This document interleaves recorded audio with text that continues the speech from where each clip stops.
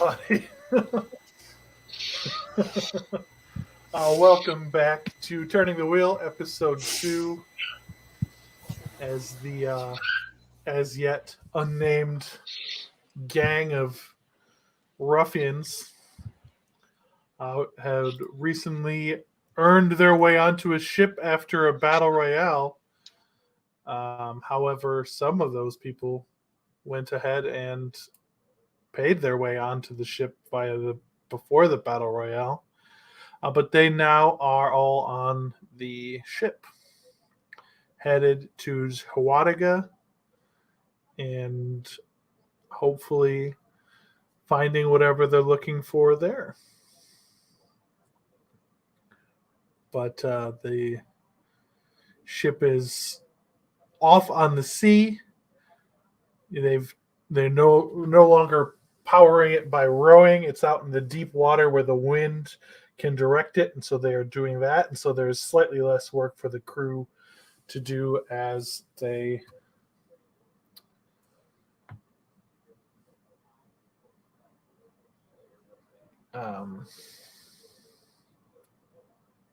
now need to find ways to kill time on the boat themselves. What direction are we headed, Mr. World? You are heading generally northwards.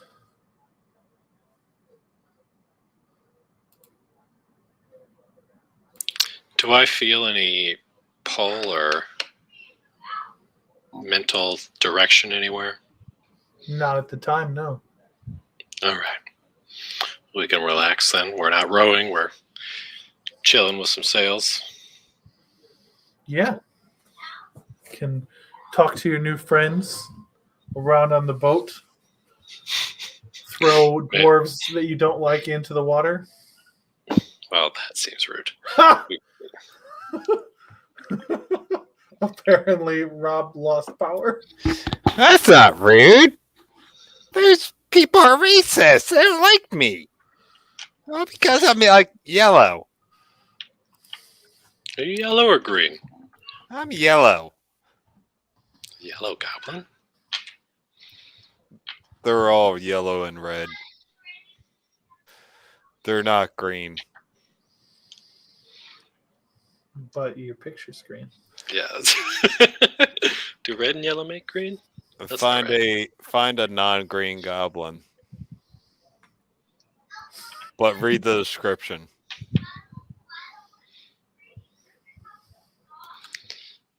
Your name was Retina, is that correct? Yeah. Are you from these lands? I am not. I'm not from these lands. I'm from South.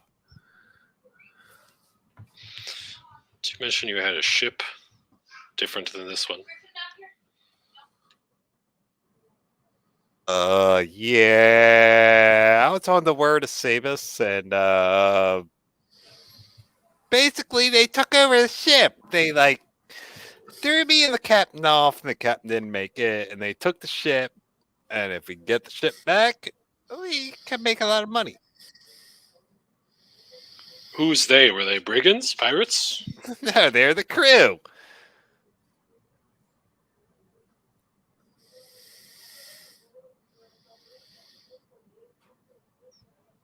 Any indication of where they might have gone?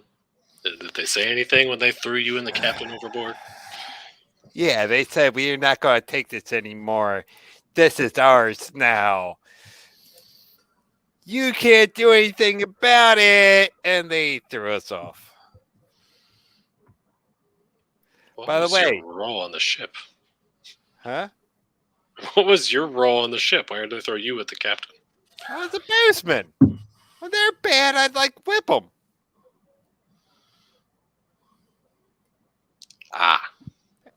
It's not my the animosity. It's not my job to say, if they're bad or not. If you didn't raise the sails fast enough or not. It's my job to protect the ship and whip them when they're bad. Keel home. Hey, that's what I signed up for. That's what they signed up for. do your job. I did my job. I did my job perfectly, and they threw me off the boat.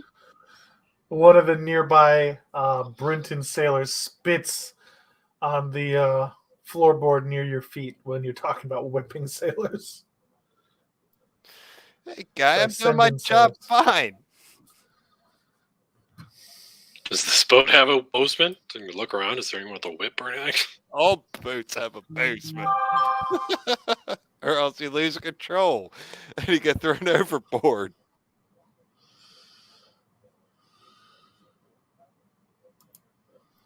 Anyway, I'm from Gaku. Where you from, guy?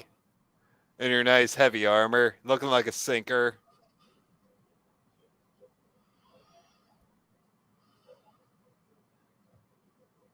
Give me a moment while I contemplate, and definitely don't buy time to read my notes because I forgot what the place was called. In particular, I'm from Yukatsu. Yukutsu. As far as I know, I'm from Luftingia. That is where my friend Thaddeus here found me. And it appears that is where I came from. It seems the best guess. Ah, you're from Lufthansa? Luftingia? Luftingia? Lufthansa, yeah. Doesn't sound right.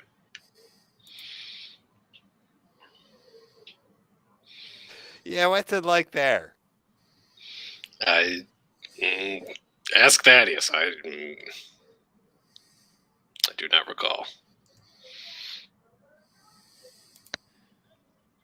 So dwarf, where are you from? And Yeah, what's that like?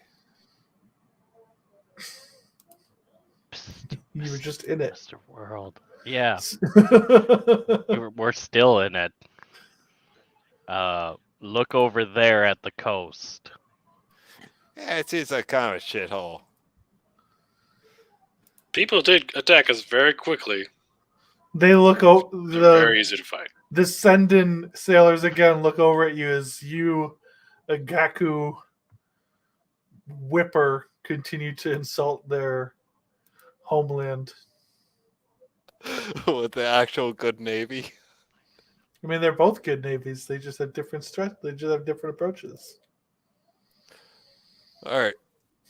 So I start working, and I work my ass off. That is That's- one thing. I hone the body. So I That's a am actually wise going choice, to work little super goblin. hard. I do respect your physical regimen. It seems very proficient in the exercise.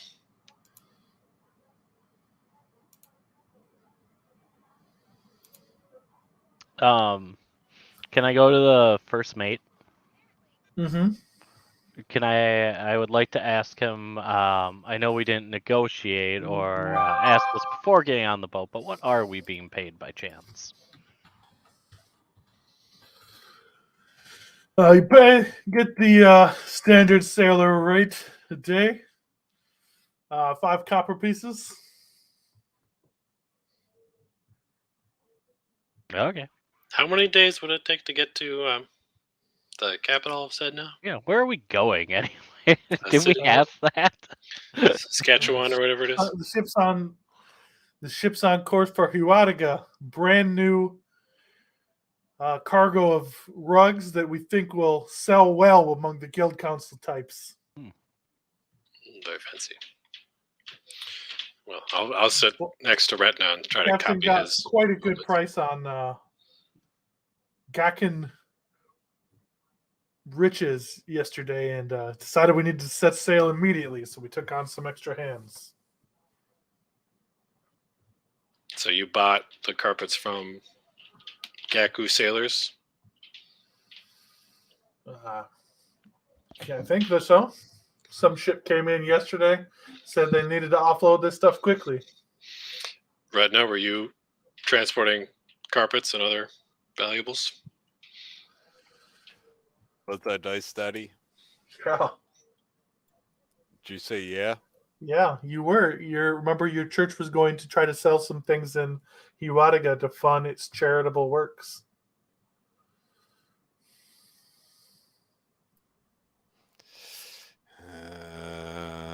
This looks bad. So they kicked you and the captain out, sold your stuff, and left. Pretty much. Pretty And now much. We're transporting your stuff to the capital. That works.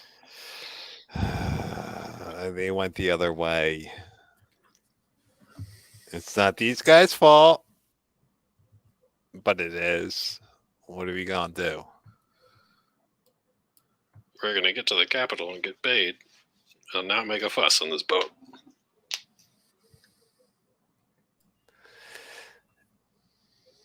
Is there anybody from that boat on this boat?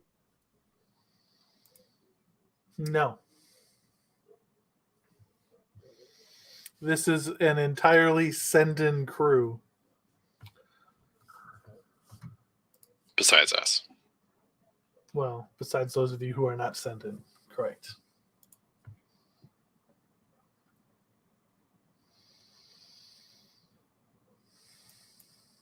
Is Kagatoshi awake and off the perch? Yes. Yes, she is. Yeah, so you're spelled by the ship's boy who takes a turn climbing in the rigging to serve as a lookout, Kagatoshi. They like having a small person up there because it doesn't cause the boat to wobble that much. Yeah, that works. Whatever I got to do to earn my way along the way, because I just need to get to the port without issues. So that would be great. Why are you heading to the capital, Kagatoshi? What drives you? Oh, just traveling. Very interested in seeing all of the different places around, and I heard it's a pretty big port. There's a lot of stuff going on up there. Some things that I would like to investigate, maybe. Heard there's a pretty big guild hall, and there's a war council stronghold there. So pretty interested in that. Also, it's the largest naval port, which means there's all kinds of really good goodies that come in and out of there. And I like a good sale. Shopping, duh. Maybe I can find the word of Cebus. If they went that direction. They could have gone back south to To Yucatan. Gakko? Yeah. They're not going back to Gakko. Why not?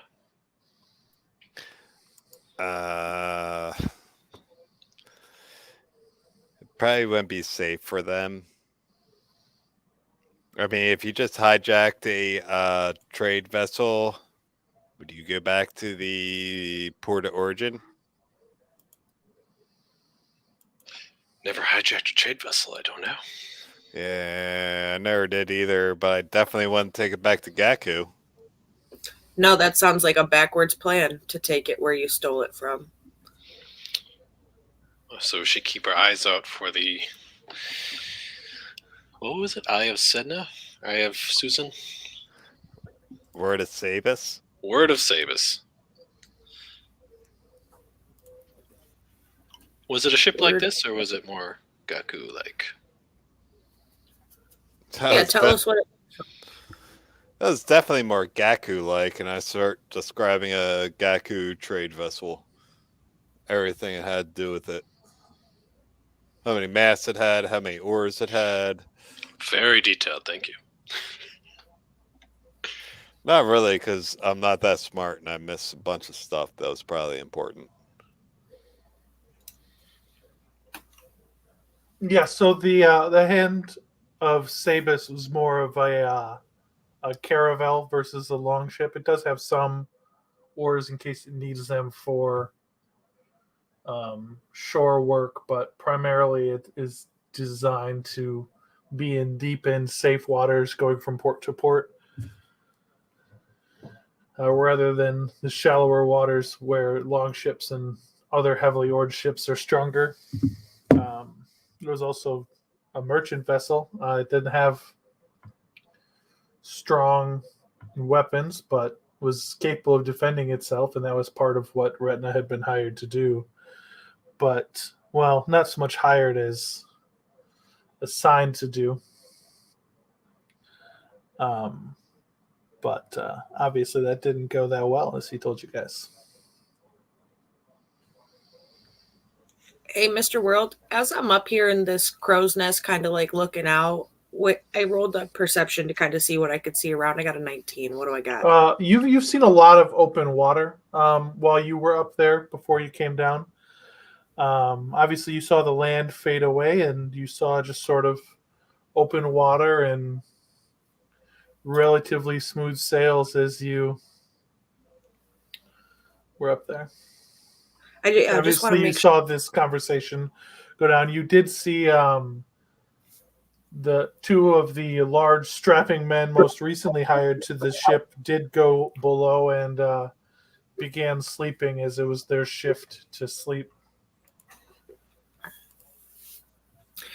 I was more curious on if there was any sort of creatures or anything that we saw near the boat or anything.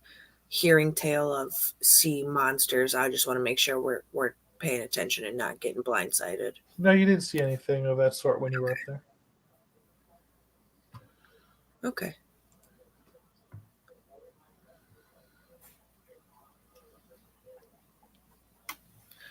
So we're just kind of like sailing. Did they tell us how many days it was going to take to get? I thought I heard somebody asked, but I wasn't sure. It should be at least a couple days. You'll probably be paid about 3 silver when you reach the next port. Those of you who didn't pay for passage on this ship.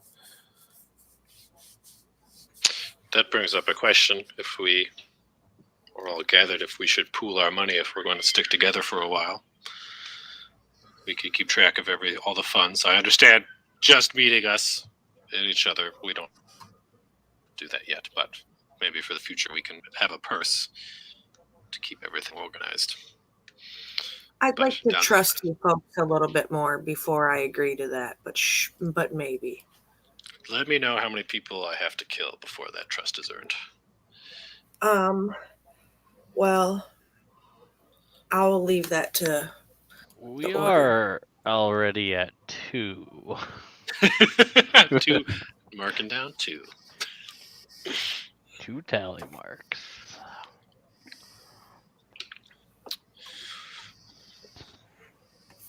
I'd love to. So out of character for a moment, I want to tell everybody stuff, but I also want them all to be here, so I don't have to repeat myself. But if we get more individual talk, I guess. What you got? Yeah, without ping and pong here, it does make it kind of difficult. Ping and pong. Yeah, how do they lose power? Our grid is particularly bad. It's all above ground. God, I'm so happy I live in Minnesota. It's 28 degrees there. Me and Rob, it's not 28 degrees. Me and Rob. It is. I just looked it up. It's 28 degrees in Wilmington, Delaware. Look up Newark.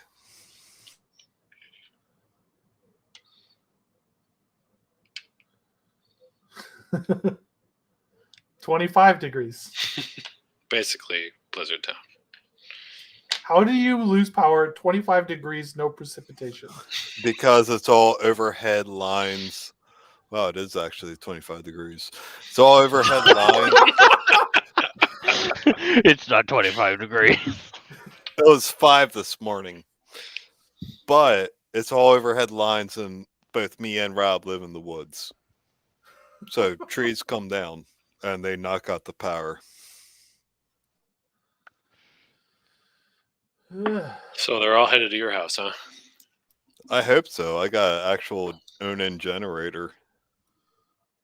Call him and tell him to come to your house. I've been watching the seconds on my watch tick to see how long it took for Giles to mention his generator. Honestly. Mark that down. Mark that down. I never bought it. The dude the dude who built the house had a crash cart and he needed constant power, so he had a generator.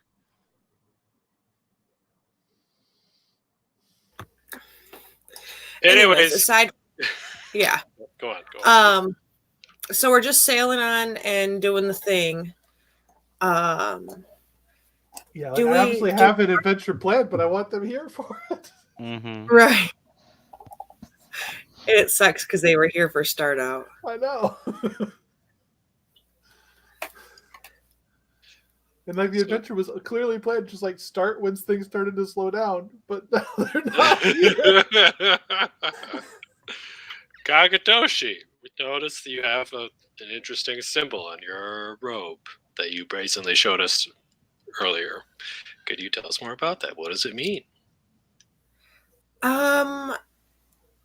It's not that I necessarily wanted to brazenly show it to you, but I just figured it was my way of extending my wing in trust, kind of have to give a little to take a little. So if I was willing to draw your attention to something that seemed more sacred to me, then you would trust me to have your back in a fight. You know what I'm saying, friendo? But if we have no knowledge of what it means, I don't really gesture. know what it means either. I just think it's pretty. You're kind of pretty. You're nice and fluffy. do you have hands? Or is it Give just me a wings? deception check for that, Kakatoshi. Fuck off, Alex. I wasn't being deceptive to your NPCs. It's my party members here. I mean, some of them have a passive. Thaddeus, roll insight quick. No, he's getting his passive insight as the DC to see whether he. Yeah, I got knows his a last. crappy deception of 8.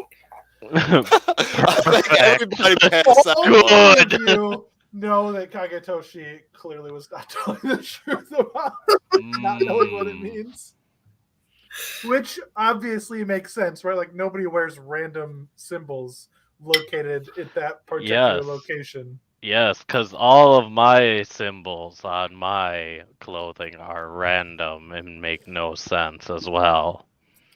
And I'm not overtly wearing symbols. What does this phallic symbol actually mean there, Kagi? It's not valid. Phallic. I thought it looked There's like nothing titties. even It's phallic. like titties, yeah. Yeah. It's like no. two- His joke was it looked like tits. Yeah, absolutely. It looks like testicles. What's a testicle? Go see a doctor, You please. said more about yourself than we If have. that's what they look like, please go see a doctor. Thank you. Giles, how many testicles do you have? Oh, that's a symbol. It looks like my butt. It's got the boils and It everything. helps with his sense of smell. You said two. Whoa. You said two. I never saw it. You said two circles with a line through them. That to me sounds like a phallic symbol. And now that I'm finally saying it, why does your symbol look like my butt? I'm highly offended in you that you would compare your butt to such a beautiful object of clothing.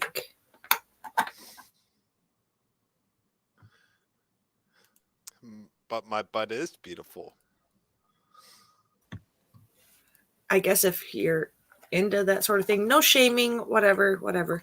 But yeah, so it's a good smooth sail, and I'm glad we're not rowing those oars anymore. And yeah, I do have hands. Somebody did ask that.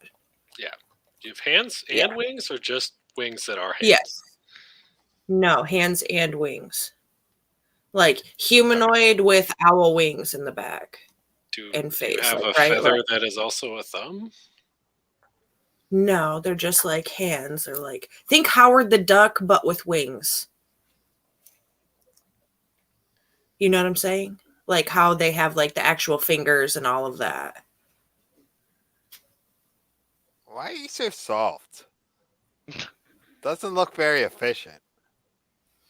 Because I take great pride in keeping my feathers manicured with the best lotions and foams that I could possibly get a hold of. Or pet retina. Don't So you soft. Yeah, I can't no, really feel it.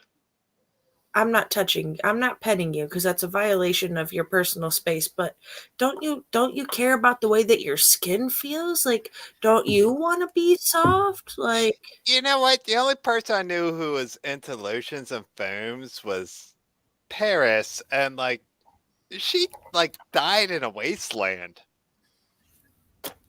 I don't know who Paris Paris is, Hilton and is I'm dead? No, it wasn't Paris Hilton. It was Paris.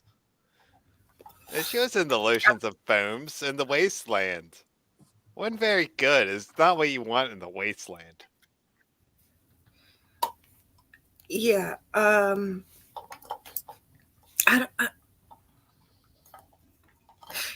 Keep your skin soft. It makes you easier to slide in and out of your armor. That's all I have to say about it. I'll look at my armored gauntlet and then look at Thaddeus and then look down.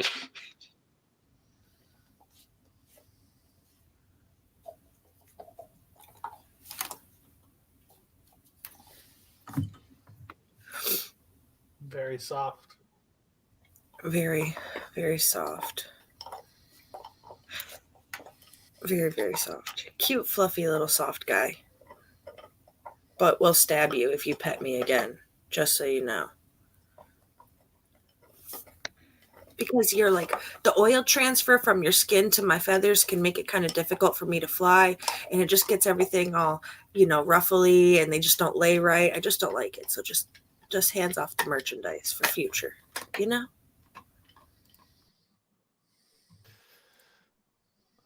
That's fine. Merchandise, huh? Says one of the sailors nearby with a leering eye.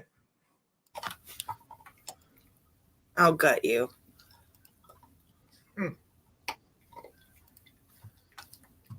I'm going to roll my eyes and go back to my conversation with my newly found friends.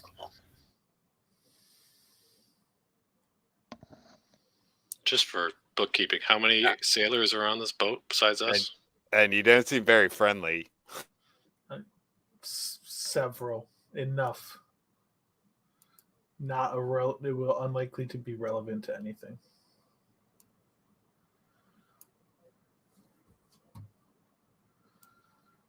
Enough to work all the oars and the sails and guard the ship if pirates attack. But few enough that if there's any away team missions, it'll be the 6 of you.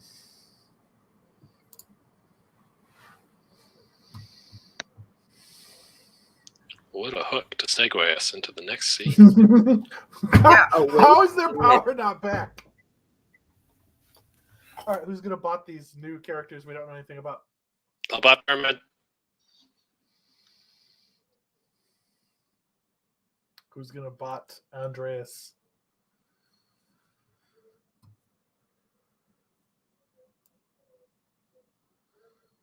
Everyone volunteer at once. Fine, I'll bot Andreas. Cody, bot the bard, damn it. I'm trying to get them to my I house. haven't looked at a fucking bard at all. Are you shitting me? You just act like your cock is big and you persuade people. That's pretty much all you do. So myself in normal life. Got it. Cody doesn't know how to do that. Too late. Already called. That's myself in normal life. Fucking knew where you were going before you even spoke. I laid it up and you sunk the hole in one. From above you guys, the ship's boy shouts, "Ship ho! Ship ho!" Calling out, and then you can see him pointing off the starboard bow, and there you can see a ship that is sort of unhealthily listing, its sails ripped as it floats unnaturally in the water. So it's listing sort of to port as it just moves with the waves rather than being driven by the wind or any oars. And clearly appears to be some sort of derelict ship. Is it the Word of Cebus? It does not. It looks like it's another longship, but slightly different, maybe an older model of longship than the one that you are currently on. Are we heading right for it? Is Captain pointing us that direction? And then slowly after that, you do see that the ship turns, and the captain walks up with the first mate and Thurman and Andreas in tow. He says, "Oh, good. We're all together. 6 of you are going to go check that ship out. Take anything off it, and we'll sell that in Huadiga too." So, from where we're at, do we see, like, even though we can see that it's kind of derelict, is there any sort of distinct markings or flags or anything flying from that ship? Yeah, you can see that in the same place where your ship is flying, the Sendin naval pennant, that ship is as well. Oh. Huh. Can we see Well, it any? would make sense. Go ahead. No, I was just going to say it would make sense that they'd want to check it out then if it's another Sendin Yeah, naval and ship. your ship, by the way, is called Araxes Prize. I don't know if we ever covered that. We might have mentioned it. Do we see the name of that ship at all? They don't normally write the names of ships on the outside of ships No. for a long time. Fair enough. Do we see any obvious, like I don't know, cannonball holes or beast destruction on the outside of the ship? Any clues? No. It just Not looks- from the prize. You do not. So it's like it's intact basically. It's just Yep. The sails are ripped. It's listing. The mast appears like it's probably broken. But as for what caused those things from this ship, it's hard to say.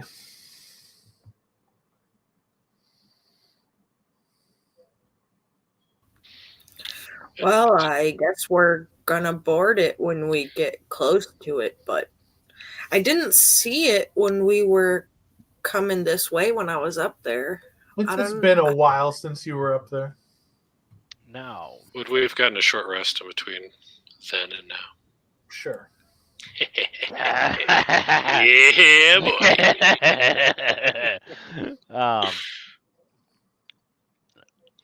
No, we were hired to work on this ship and defend this ship.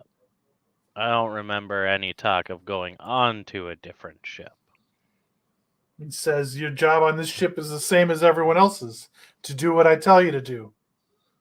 Otherwise, you can always try swimming. Mr. Roll, I'm going to do Fiendish Vigor on myself for 7 and 10 HP. Get that up there.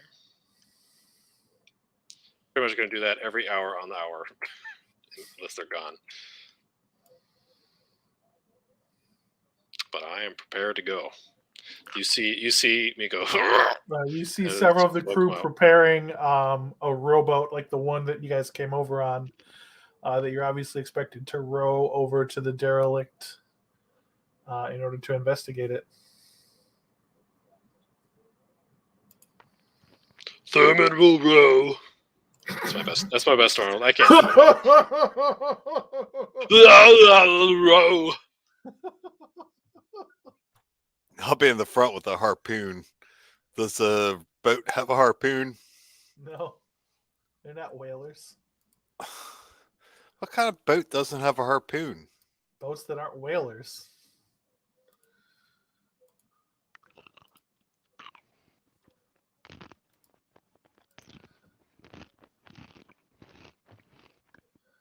What you chewing there, bud? Chips. So you guys go over and you're rowed by the big, strong Terminator and Siegfried, who you then row up and then hook the grappling hooks and the rope to the side of the boat to so that your rowboat stays near it, and then climb up and find yourself on the main deck of a slightly smaller, slightly older looking, but still clearly a Brinton longship.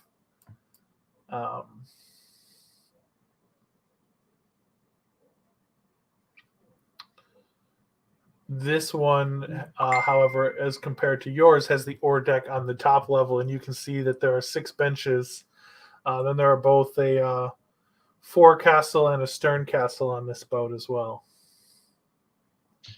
Does it look recently used at all? Or is it like It looks weathered and beaten, like it's been on the sea for a long time from where you are, but not necessarily like it's been like derelict and floating. Like the boards don't look like gray and salt-worn and dead, but it's just like, and Andreas can explain this to you guys, is he's a veteran sailor. This looks like a ship would look like after it's been at sea for a long time. Is it salvageable? It's unclear. Obviously, the mainmast is broken, so you would need to like tow it into a shipyard where you could repair it. But you also don't know or understand what's causing it to list the way it is. So, without knowing that, obviously, most ships that are still floating could be rebuilt, but whether you could safely get it to port or not is a different question. Also not our job. I mean, a ship as a prize could be good. Captain's decision, right? Is there any sign of who was here, like on the deck where we come up, like as we look around, like any bodies or anything laying around, any clear signs of, a battle or something? What maybe any indication of what happened to the crew or Give anything? me an investigation check. Okay, investigation I can do. No, I can't. Well, we'll see if I can. No, I'm not an investigator. Hopefully one of our friends has maybe a better investigation than I do with my 0 mod. You want me to investigate? Huli, there is a way for you to gain a proficiency in investigation. Oh, that's right. As probably one of your companions at one point was trained in such a skill. You know what? That's a great point. I forgot all about that. I'm going to do that since we did just have a short rest. And Thaddeus, you sort of see some minor things about Kage's demeanor change as she does that. She's still like herself, but... Yeah, she'll just stops for a moment and like closes her eyes and like brings her hands together, like looking like almost in like a meditative pose as she just kind of takes a moment to focus herself, and like you can see the energy shift around her as she focuses, like a slight shimmy in the airwaves around her with like a minorly like sort of ethereally green glow, you know what I mean? Like it's just a very, very faint aura. If you focus in heavily, you can see it, but that's the thing. What am I doing? Investigating. That's right. Okay, hold on. I have to change. Guidance. So as you say prayers to the gatekeeper, sort of trying to assist in figuring out what happened to the ship. All right.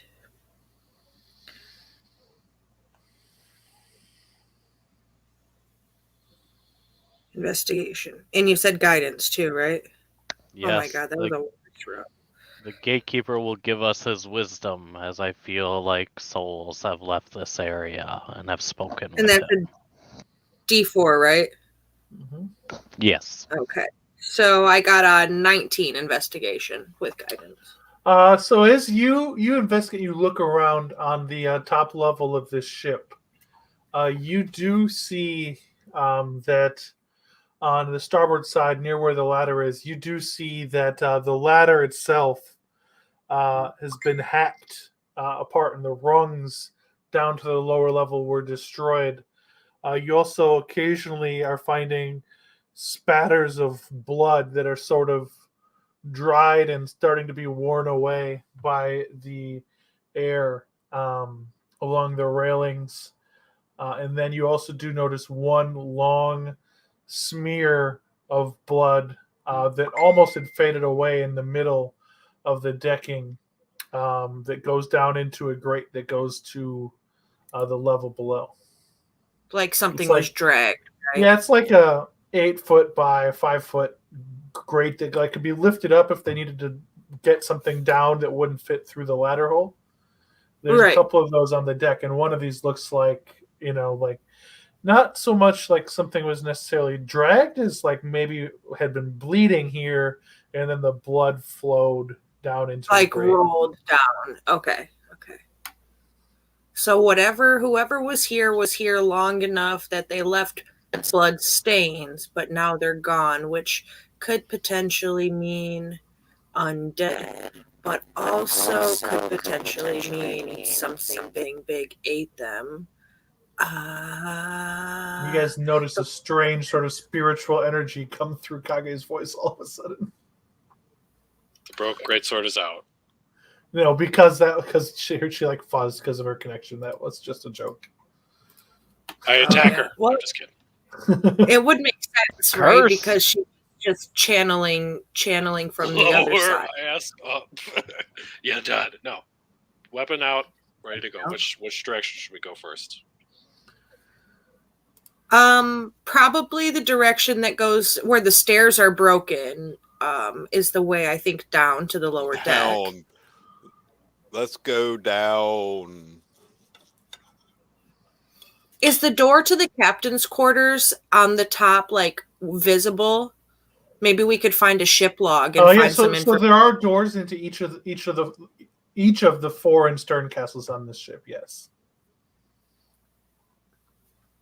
Yeah, maybe we could check those, and there should be some kind of captain's log, maybe the name of this ship, when their last departure date was, so we can maybe know how long it was out here. Yes, what it was crewed. I agree. We investigate before we go down. All right, Mr. World. I want to head in the direction of the captain's quarters. So you go to the fore of the stern castle. Yes. Stern. Okay, so you guys move to the towards the rear of the boat, which is the stern huli. And as you open the door, you look in and you see two tables sort of laid crossways with benches. All of these things are bolted to the floor in what is clearly a room that serves a double purpose as both the eating room and the galley of this ship. You do see just sort of overtly that all of the that some of the metal plates that had been attached to the table so they didn't move around were torn from the table, and there are broken chunks in the table of this ship. So it looks like there was a fight in here, and that's why things got tore up, like a bar fight. Is that how you're describing it, or more like a violent storm thrashed around and they weren't prepared? Well, a violent storm is unlikely to have ripped the plates that would have been attached to the table off the table. So more like a bar fight. Give me an investigation. Are the plates still there? Yeah, they're still in the room. Okay. But the table's been torn apart. Thaddeus, am I to assume you're giving guidance again? Guidance. So I've got a 19 with guidance on investigation. So here in this table, you can see some signs of a struggle. You can see a couple long gashes that would appear to have been made by something similar to the short sword or short axes that the Ascendant Marines commonly use when they're fighting. And in fact, similar to the weapons you've seen your fellows use back on the prize.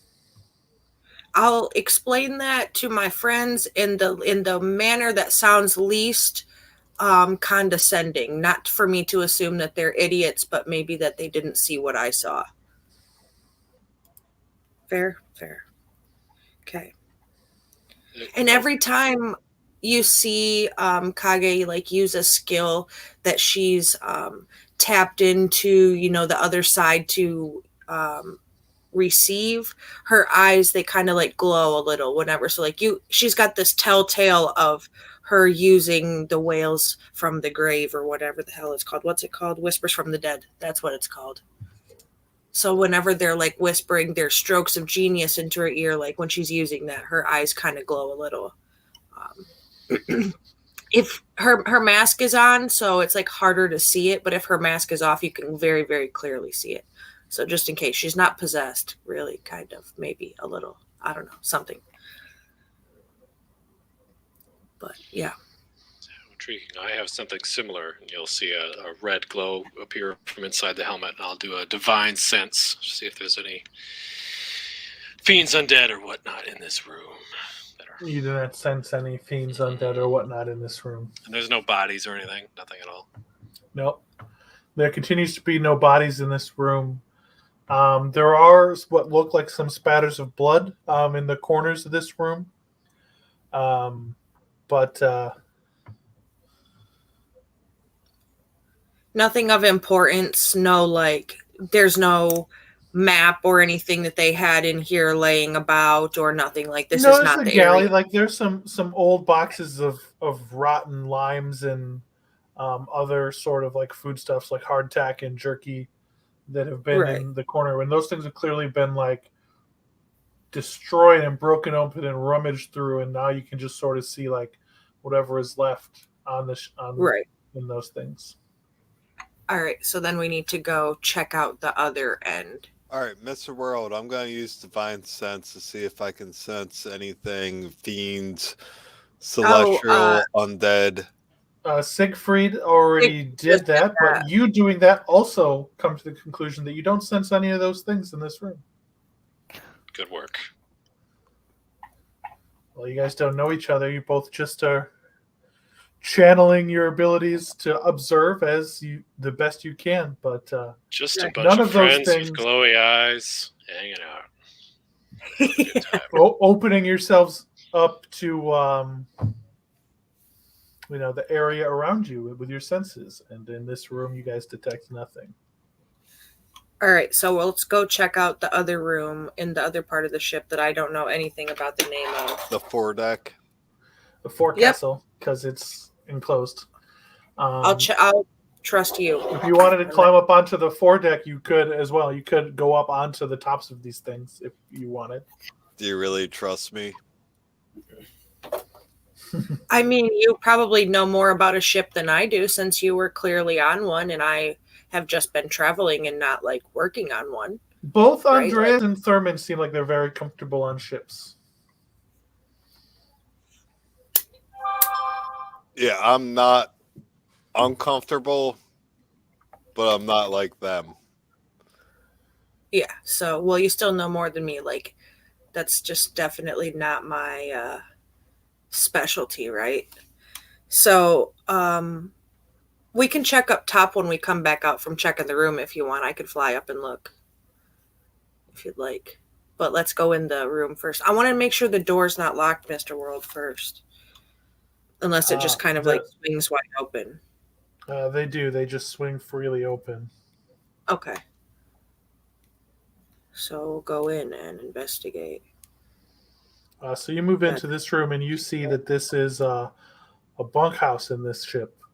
You go in and there are 4 beds and the assorted footlockers and things you'd expect to find in such a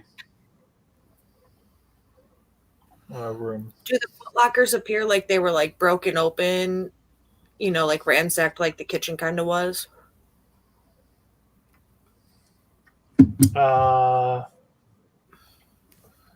No. Oh, okay. I'll start ransacking them. You open it up and find well-worn sort of sailing clothes that have, been worn through in places and torn in other places. The type of clothing that you would expect a sailor who had been on a long journey to wear. You also find various sort of personal trinkets and other things that appear to belonged to send-in sailors. And looking around this room, there's like no sign of where the captain would have been, right? Give me an insight check. Well, let me see. My passive insight is 16, but I will still roll you an insight.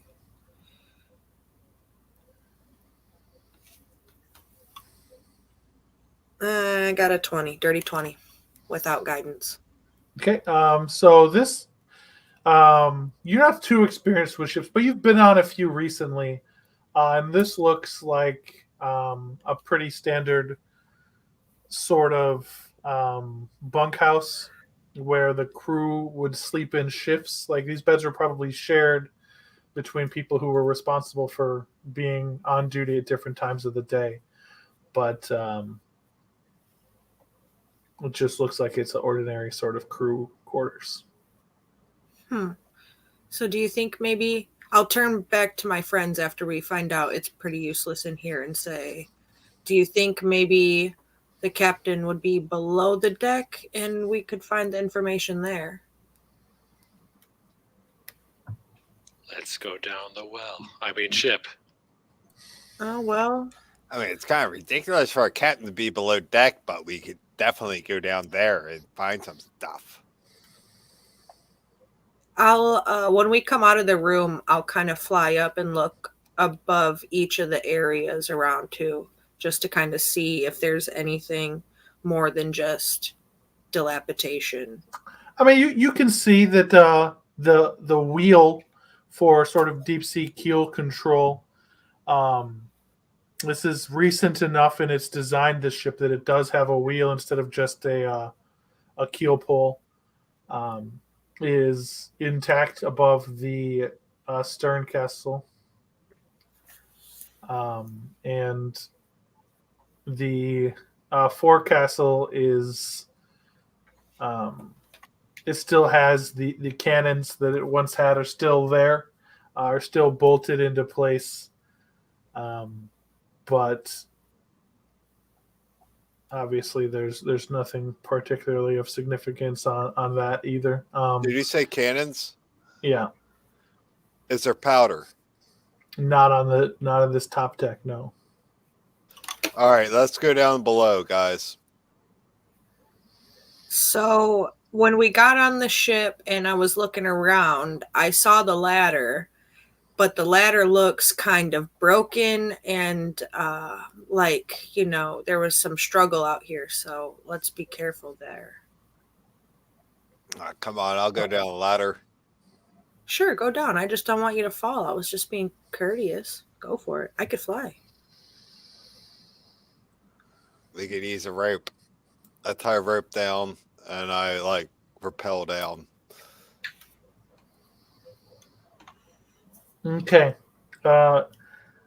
So as each of you lands going down the rope, an uneasiness sets in to you, and you guys feel for the first time on this ship a palpable and real sense that something is wrong with the ship. And so I need all of you to make a wisdom saving throw. All the blood and stuff on the top was fine, right? No big deal. Well, I mean, it was obviously like that something was wrong, but like it's different wrong. Like evil wrong. Yeah. Not casual violence wrong. I got a dirty 20, so we're sitting pretty. And not like it was like more than 60 It's feet more away. like it feels like an unnatural wrong, and divine sense is blocked by walls, so that wouldn't have found this anyway. Total cover, yeah.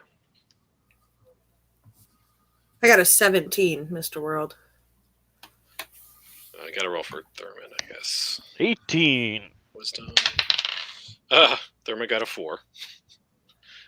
He does not have advantage on that. So Thurman, and I will go and mark this on. I will click Andreas this as well. And so Thurman and Andreas are both sickened. Where's sickened?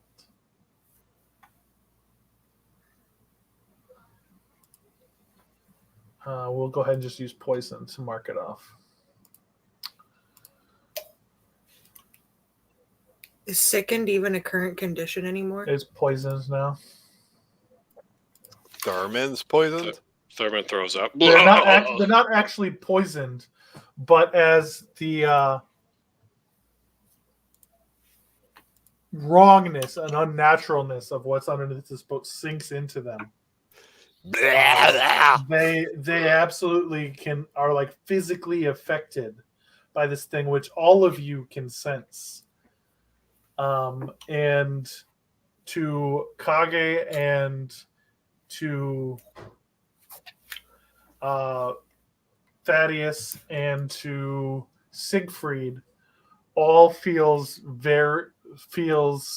sort of familiar as things deep in your soul, or that you have experienced before in attempting to save Siegfried in Thaddeus's case, sort of seem to pulse into the same rhythm as whatever is deep and evil inside the hold of this ship.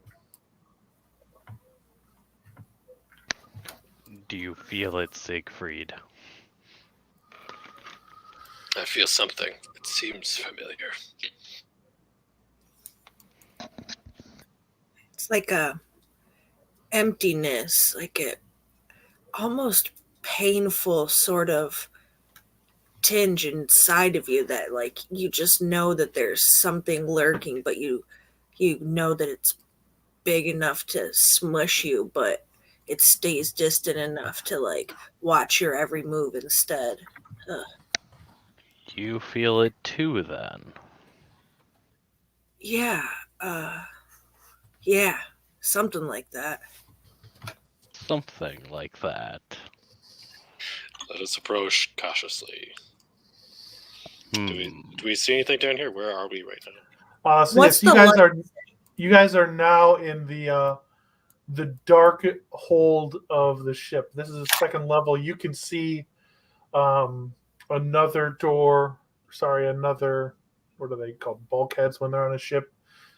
To the right, towards the front of the ship, and then there's a wall immediately to your left side.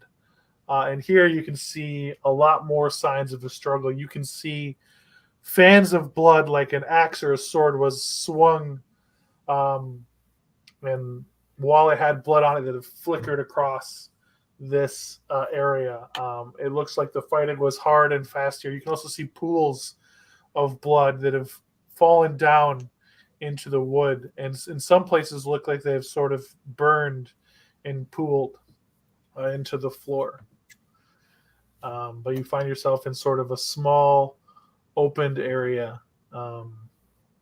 The wall to your left appears to surround a smaller room that also has a bulkhead that walls it off, and then to the stern of the ship there is a bulkhead in the middle that appears to have walled off another large section of the underhold of the ship. And then also obviously these walls help support the top of the ship. And you guys can see here that the light sort of continues to filter through those grates, and it sort of is a low light area. So those of you who can't see in low light have that effect, but those of you who can, which I think is all the people who are here right now, but not either of the two people who are botted, can see, through the shadows to pierce this. And this area of the ship was wickedly. You saw some wicked fighting at some point, but no bodies are on the ship here. I will light my hooded lantern for the two that can't see in the dark. What are you doing? That sucks. You're like Sorry, giving your buddy. position away. Well, we have to be able to see somewhat, right? Like they can't. I thought you fluffles birds could see in the dark. I can, but Thaddeus and Terminator can't. Let them suck. Or not Thaddeus, but Andreas and Terminator. Andreas does not have the light spell, so he thanks you heartily for the lantern. Yeah, it's a hooded lantern, so it's not like it's super bright. It doesn't have much range, 30 foot only. Anywhere to go? So. Any places to be down here? There are 3 doors in this room that is sort of vaguely wrapped around that wall that was to your left when you dropped down.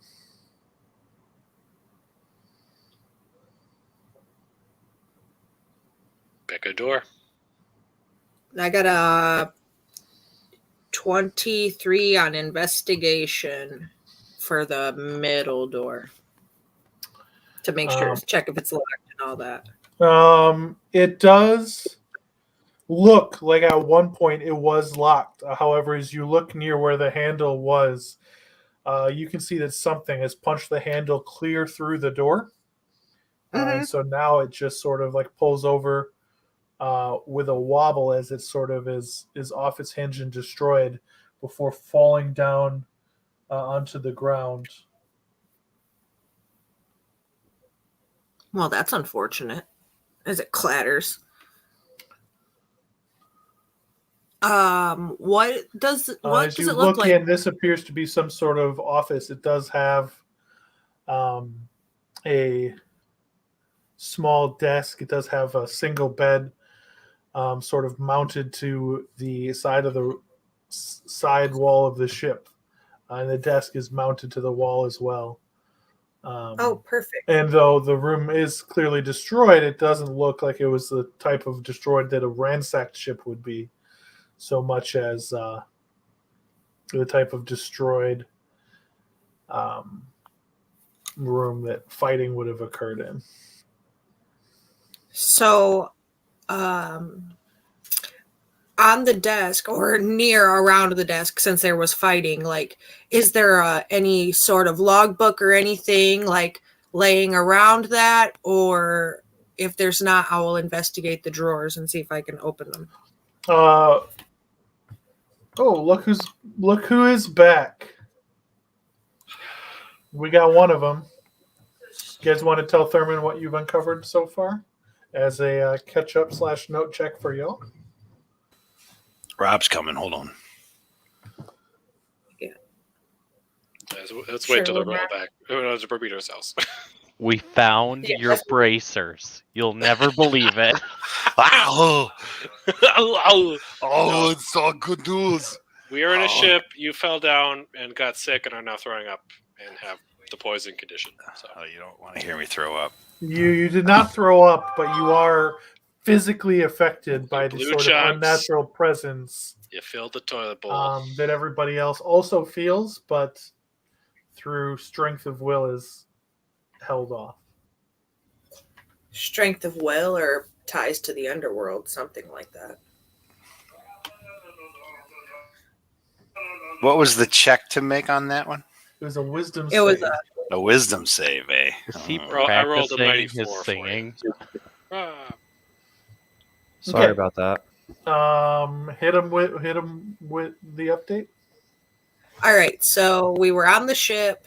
After we stopped rowing, we were just kind of chilling and floating along, getting settled in. Then we got to talking about stuff and jazz. And then as we were talking about stuff and jazz, the captain of the ship said that there was, they saw a ship off in the distance. So they sent us 6 to go board that because they didn't have enough people and we're like the last man on, right?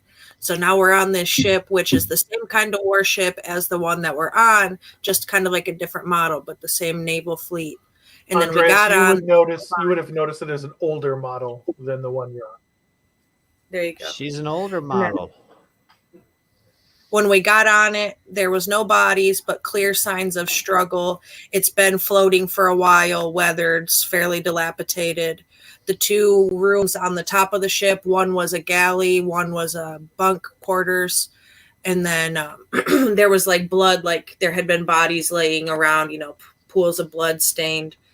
But still, we haven't come across any bodies. And then we went down the stairs into the second part of the ship. And once we got down there, we got this like uneasy feeling. Thurman and you were just so taken from the uneasiness that you are sickened, aka 5e condition is poisoned. And there are 3 rooms near us. You 2 don't have dark vision, so I gave you my hooded lantern so you could see, because the rest of us have dark vision. We opened the middle door, went inside. It's an office. There's a desk. Looked like there was a struggle in there. Now we're checking to see what's there. Well, thank you Did for I the miss update. anything? I think that's it. If I'm wrong, somebody else can tell them. Shanty songs. And I forgot your background briefly. Thurman, you also would know that this is an older version of the Sendin Navy ship. They don't really use this model anymore, but they did not too long ago. Yeah. And So Andreas, you're able to quickly just walk over to where the ship's log would be stored that you know that Kage is looking for. And you pull it open, and that drawer is empty. Oh yeah, that's what I forgot to tell you. We're looking for, we don't know what the name of the ship is, any information about the crew, nothing like that. So we were looking for the captain's quarters. Neither one of them were above deck. So we were looking for like the ones down here, and this is the office room, but there's no log, which you just saw. So we're trying to find any information out that we can about who or what was here before things got to the point where they're making you sick to your stomach.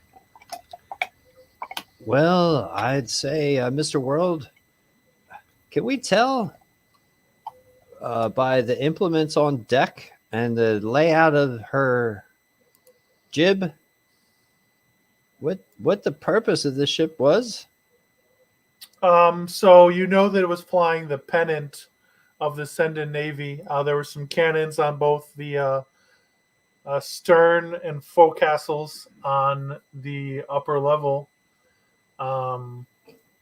Obviously, this looks like the type of ship that would have been, and you've seen a lot of signs that this ship was on a long voyage before whatever had befallen it happened. The footlockers that were in the bunkhouse that was on the top level had the sailing clothes were like worn and torn, like they would have been on a long voyage. Does it look like the crew had taken their goods with them as well? You haven't seen any goods on this ship so far. You do know that like the rungs of the ladder that you climbed on had all been very clearly just like chopped away, and there was a lot of blood and signs of struggles, particularly around that ladder, including some pools of blood that like clearly like sat in the floor and had like eaten and pocked the floor around that ladder area. Ooh. Some of the mates that chopped the ladder apart, that's quite drastic. Perhaps a mutiny of some sort on this old fine ship. I hadn't even thought of it being such as a mutiny, but Fucking mutinies. Oh, mutiny is always in the air. That's the skipper's job. Keep the boys happy. Retna had told you all that he was thrown off of a boat called the Hand of Sabus because of a mutiny. yeah, that's why he's saying that. I forgot to tell you that part. Well, they could have helped catch it up. But anyway. So there's no captain's log, no nothing in this room, nothing of interest in any of the drawers or anything, Mr. World? Any powder? Are there any animals? Are there any rats or anything on board the ship? No, there's not. In a corner of the footlocker, you do find a broken sort of locket that when you open it, you can see the glass is broken, and inside is a picture of a beautiful Sendin woman with her, well, more like a send-in young teenager with her hair done up in a child's hairdo, but the glass is broken out of the locket as you open it and falls to the ground.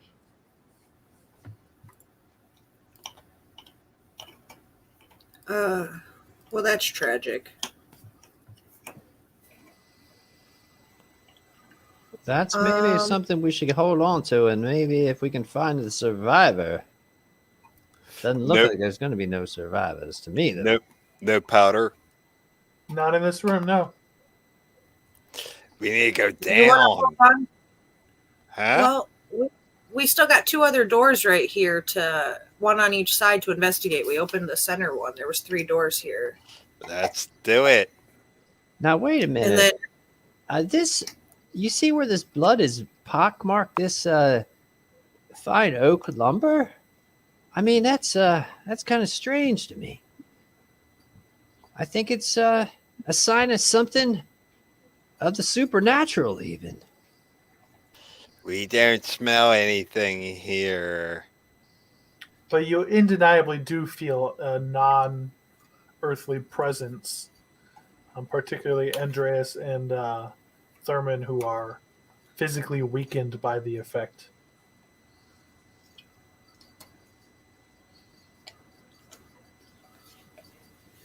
Something's rotting this place up.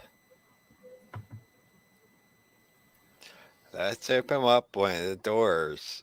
We need powder. I need powder. Powder. I need a drink. Good golly, it's been a couple of hours at least. I thought there'd be some nice drink on this ship. At least I could talk to the captain and see if the skipper would give me a swig or two. I'm sure it's down below. Yeah, maybe it is down there.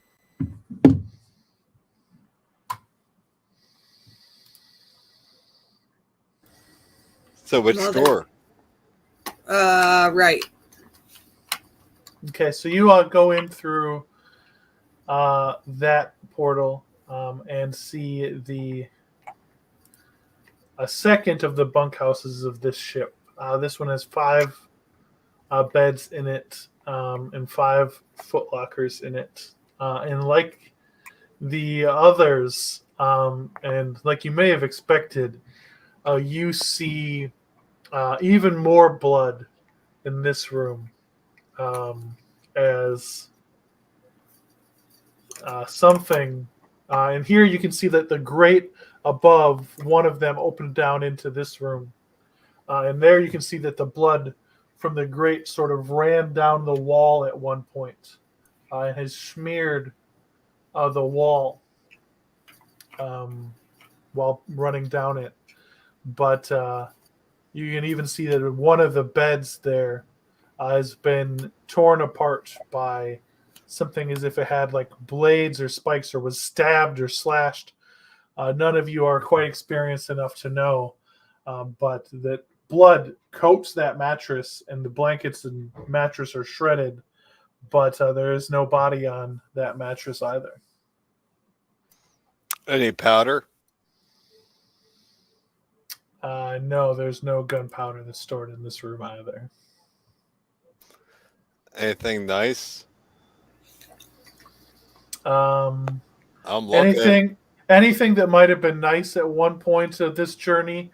And again, this room has several trinkets that don't appear as significant or as valuable as the broken locket that was in the captain's chambers, but which do appear to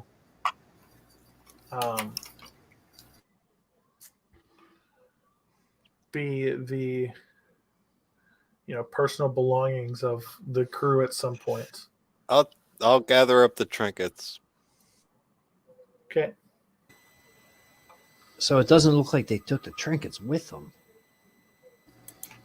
No, I it's think like they there was would. a struggle, right? Like there was a struggle here, and then they died. But Andres, you've been on ships a lot, right? Like you've gosh. seen maybe if there was a mutiny, then they would have gotten things, they would have taken things or something, but it seems like it might be something a little beyond, you know, this world, right? Yeah, I mean, in a mutiny, you might lose like 2 or 3 people, and then everybody just acquiesces. You can't lose the whole crew. There's a couple bad actors on there, maybe horror people, and they get taken out. But then the balance continues. The ship moves on. You can't, yeah. Unless you get thrown off. Well, yeah, that happens. We consider that killing you. But if you live, it's good luck for you. Thank you. I didn't know I was good luck. I've You always must be had a hell of a bad swimmer. luck. Well, you never know. You got to keep your you got to keep the happiness really high on a ship. Yeah, this doesn't look like a mutiny to me, though, Kage. Well, let's check this last door here before we go down. The one This on the looks left. like a Miss World. slaughter. That's Yeah. supernatural at that. Like a ghost ship. Bodies. There's dark things out in these waters.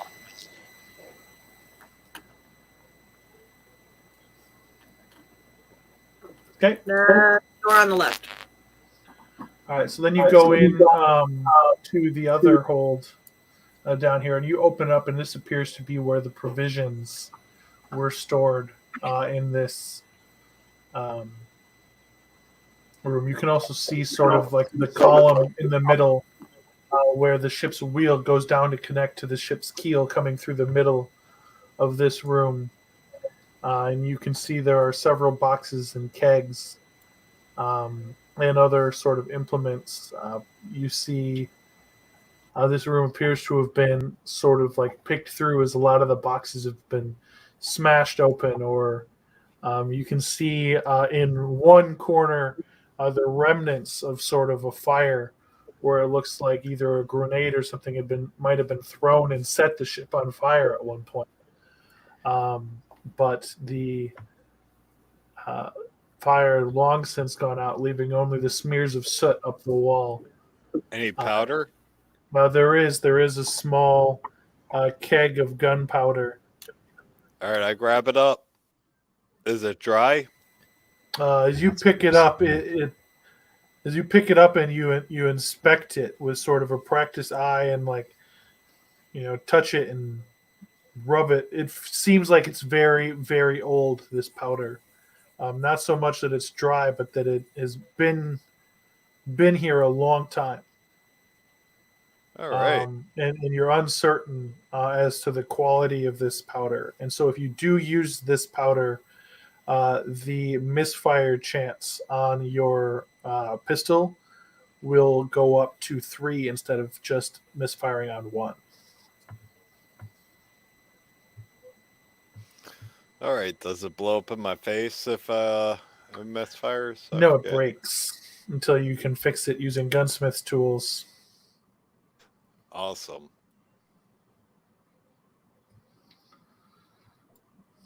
All right, I hold on to it. As you guys sort of poke through, you do hear from down below sort of a rhythmic thumping that sort of sounds like it's a scratch, reminding you faintly of the drums from the prize when you remember rowing it. You can sort of feel it sounds like the sound of wood scraping against wood rhythmically from below the ship. Like as if something's like gently lulling, or is it like if something's moving? So like the natural rock of the ship against the water, like something's just like rolling. It doesn't sound like that. Okay. This isn't a sound that even the experienced sailors would have likely heard before, because usually on the longship, there's the drum that's counting the beat. And it is definitely a rhythmic sort of sound, but is too soft and faint to be heard on the ordinary ship. But down here in the darkness and in the depths of this derelict, even though the ship is listing to port, you can hear a rhythmic sound coming scraping from below.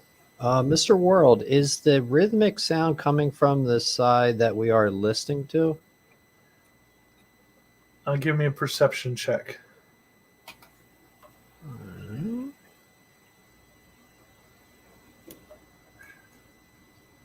21.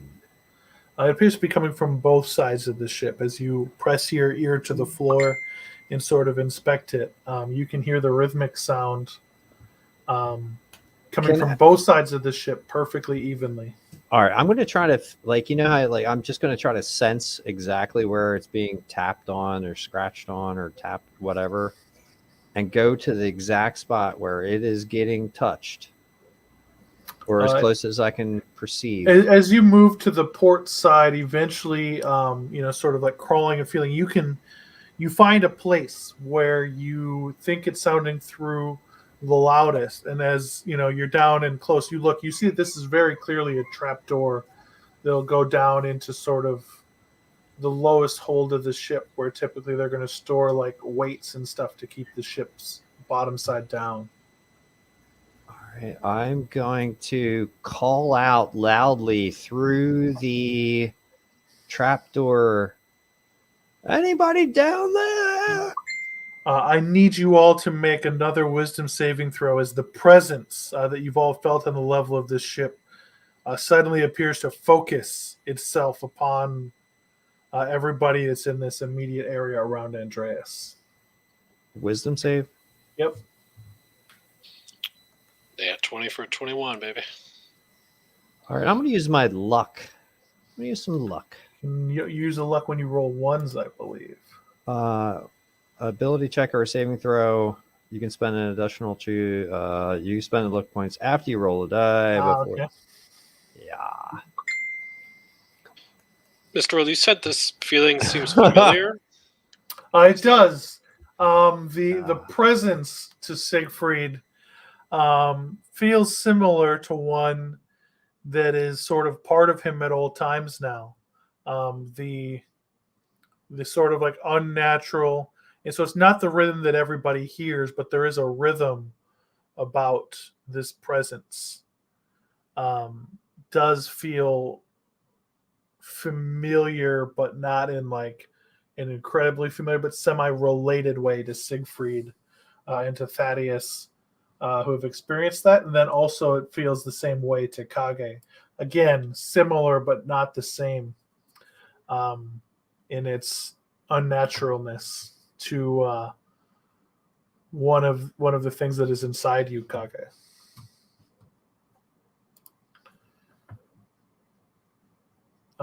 And so now, Kage, as this thing washes over you in the here and now, and despite the familiarity within you, you are now sickened.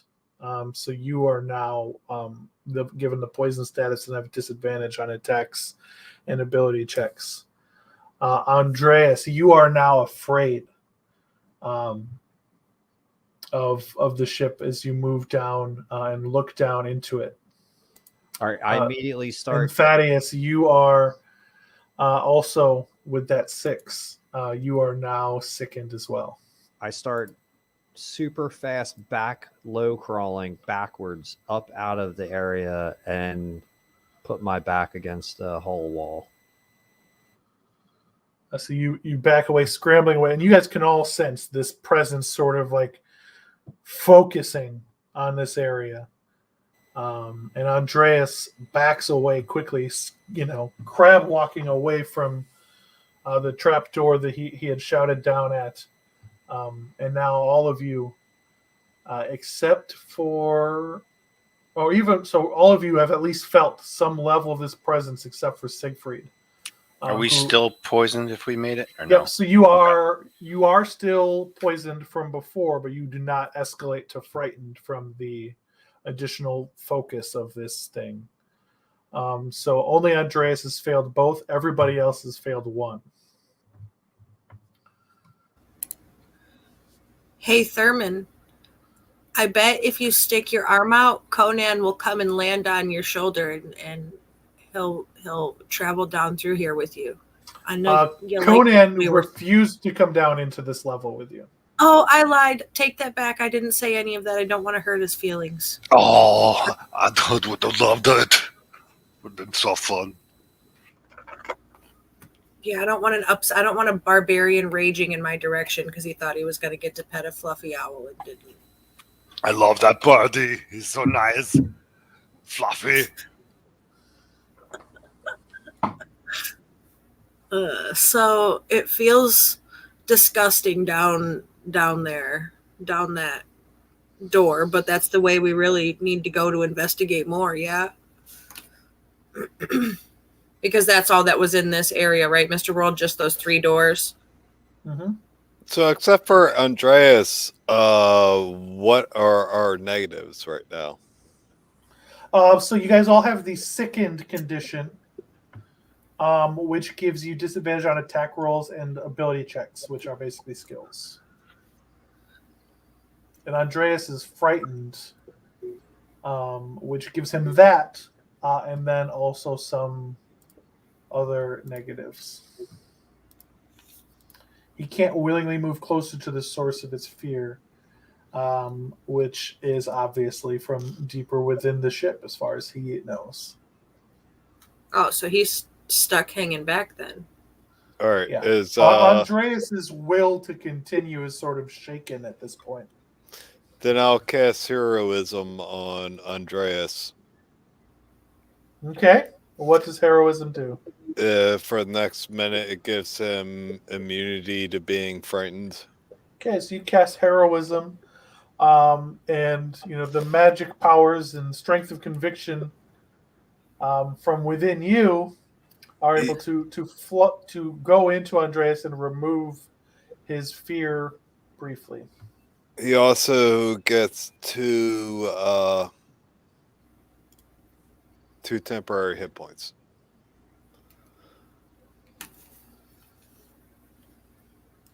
I feel like you really inspire me, Retinue. You know? Inspire the rest of us, guy. Okay. Let me tell you a tale of wine and women and song and sail. If we all stick together, we will prevail. With wine and women and song and sail. All right, and I cast.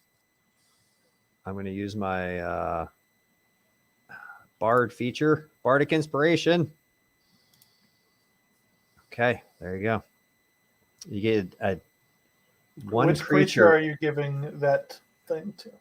Who will be most instrumental in dealing with this undead abomination? That's the question. Either me or Thurman. How about Thaddeus? Isn't Thaddeus a man of the... I think it's Siegfried and Retna that are Siegfried? paladins. Yeah, the 2 of them are the paladins, I believe. And Thaddeus is a cleric. Yeah.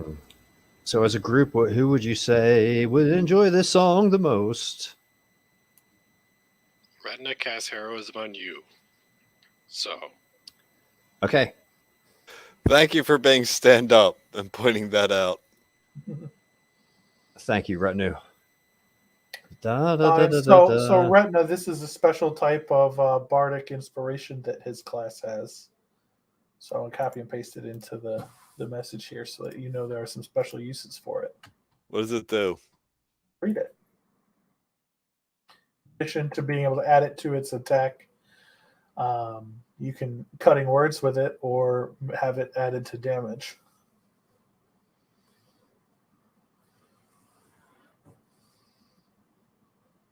It's got a couple extra buffs for it. Yeah, and after the roll, you can do this. So that's the normal rule for Bardic Inspiration. Yeah. All right, so what's going to be our order of movement? Because I assume we're not all going to be able to go down this door at once. And should there be something in a physical form or maybe ethereal form waiting at the bottom, what is the order of travel down to the second floor? Well, I'd say Thurman, Siegfried,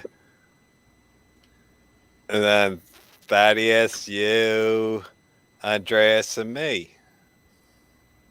Because, I can, you guys are big. I can move through you. Mr. World, is there enough space for us to move around and stuff? Yeah, this Or is a pretty sizable ship. You guys can easily move around. It's about 15 feet wide. Oh yeah, okay, that makes sense. This was a deep sea capable longship, so it's it's a pretty decently sized ship. But The sloop is the future, as I've discussed. Yeah, that operations makes sense to me. Definitely a solid plan. Let's get down there. solid. Let's find out what's down there. What's making that noise down there? as you pull the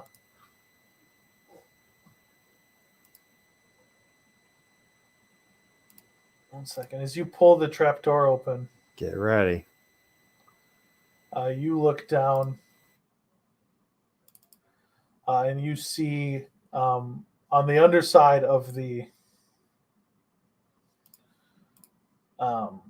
ship, this symbol is written in sort of a pale green format, glowing. You look down into a portal, and as you look down at the bottom of the sort of like bulk stairs that exist to lead down into this ship, I you know see that they, symbol. they end in sort of like a pale light rather than the darkness that you would expect in the bowels of the ship like this. And the rhythmic sound that you heard before is now louder as you hear just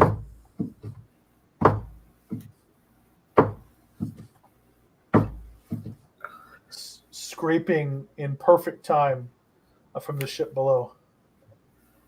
Mr. World, Mm-hmm.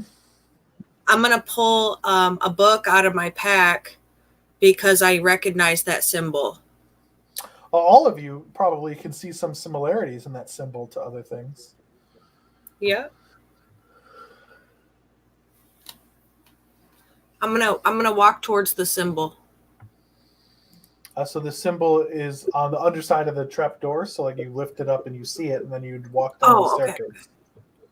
Okay. Yeah. Okay. Well, I recognize that.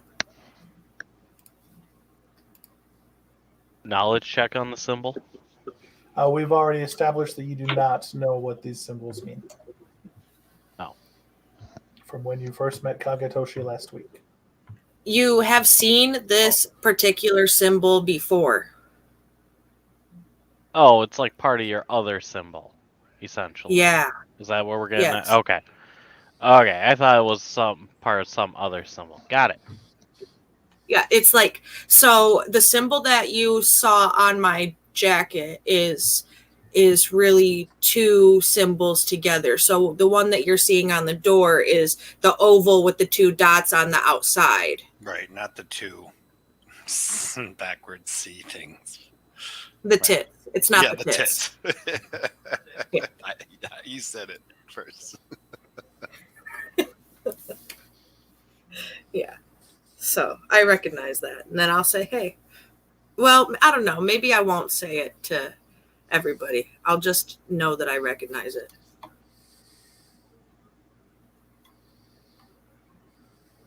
But that's slightly uncomfortable that I recognize that, Mr. World. I just want you to know. But it does pique my interest also.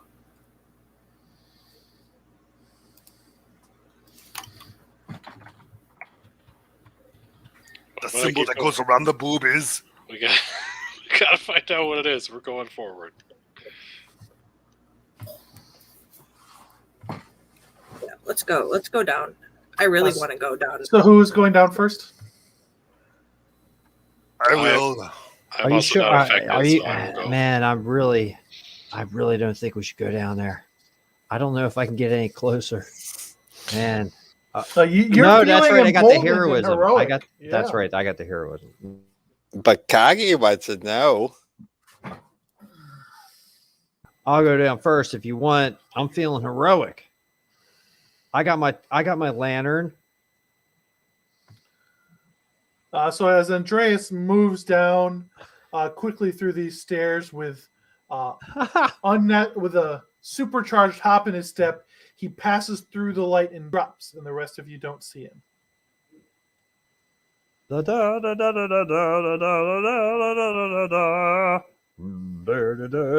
Shanty songs. And you guys hear that sound of him singing, but it gets fainter and fainter as he has been gone for longer. I'm right behind you. I'm coming. Thurman follows, drops. You don't see him. I'm going too. We're in this together. Yeah. We all float Siegfried. down here, Georgie. So you guys all move, and it's almost as if, as you pass through this light, it feels as if you miss a step. And then when you try to recover, it feels like you miss another step. And you fall down, and you find yourselves on the deck of the ship that you already thought you were on. But you now find yourself on the top deck of this ship. And the entire light and the entire area you're in feels unnatural and feels older and unfriendlier than the world which you left. And as you look, you can see that the oars that were on either side of the ship and which once powered it, you can see that they now are what is causing that rhythmic sound as they row in place with nothing apparently guiding them. But as you look up and look around, you find yourself staring up at a wheel and a mast that is billowing in wind that you don't feel. And the wheel spins slowly, impossibly never stopping and having to turn back the other way.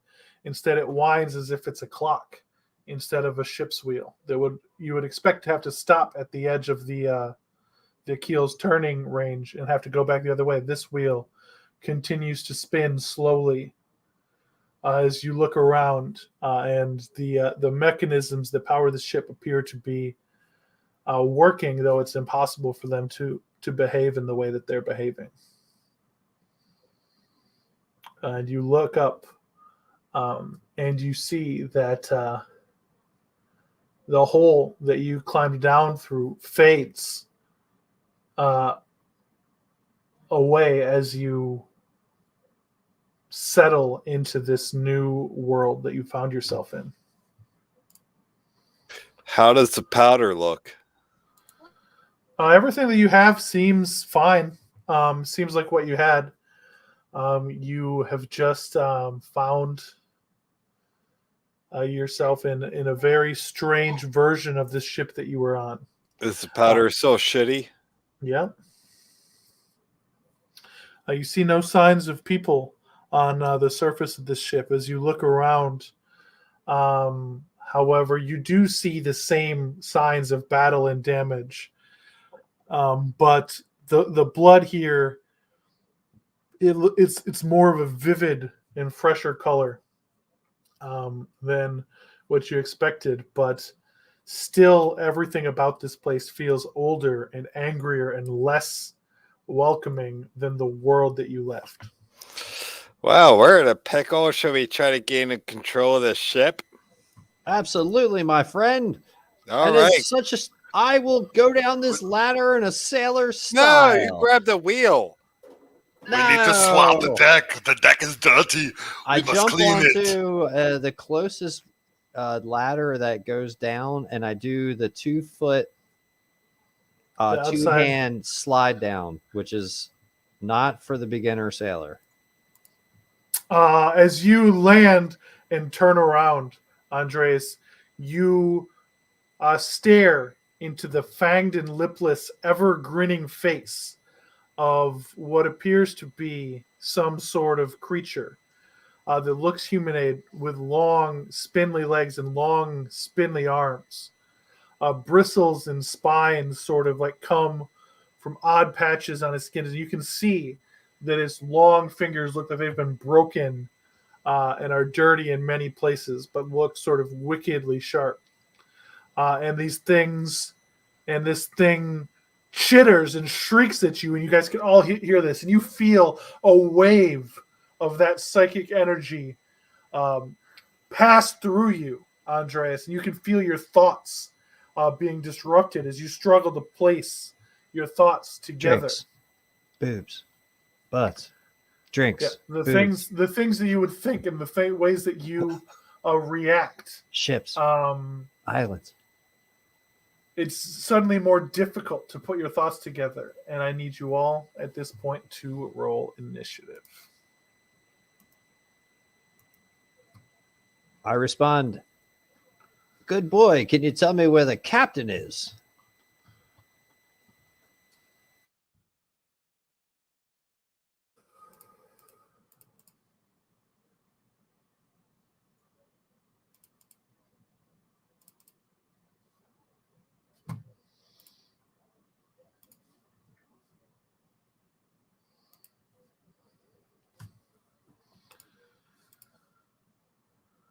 Okay. Is there anyone above 20? Anyone above 15? 17. 15.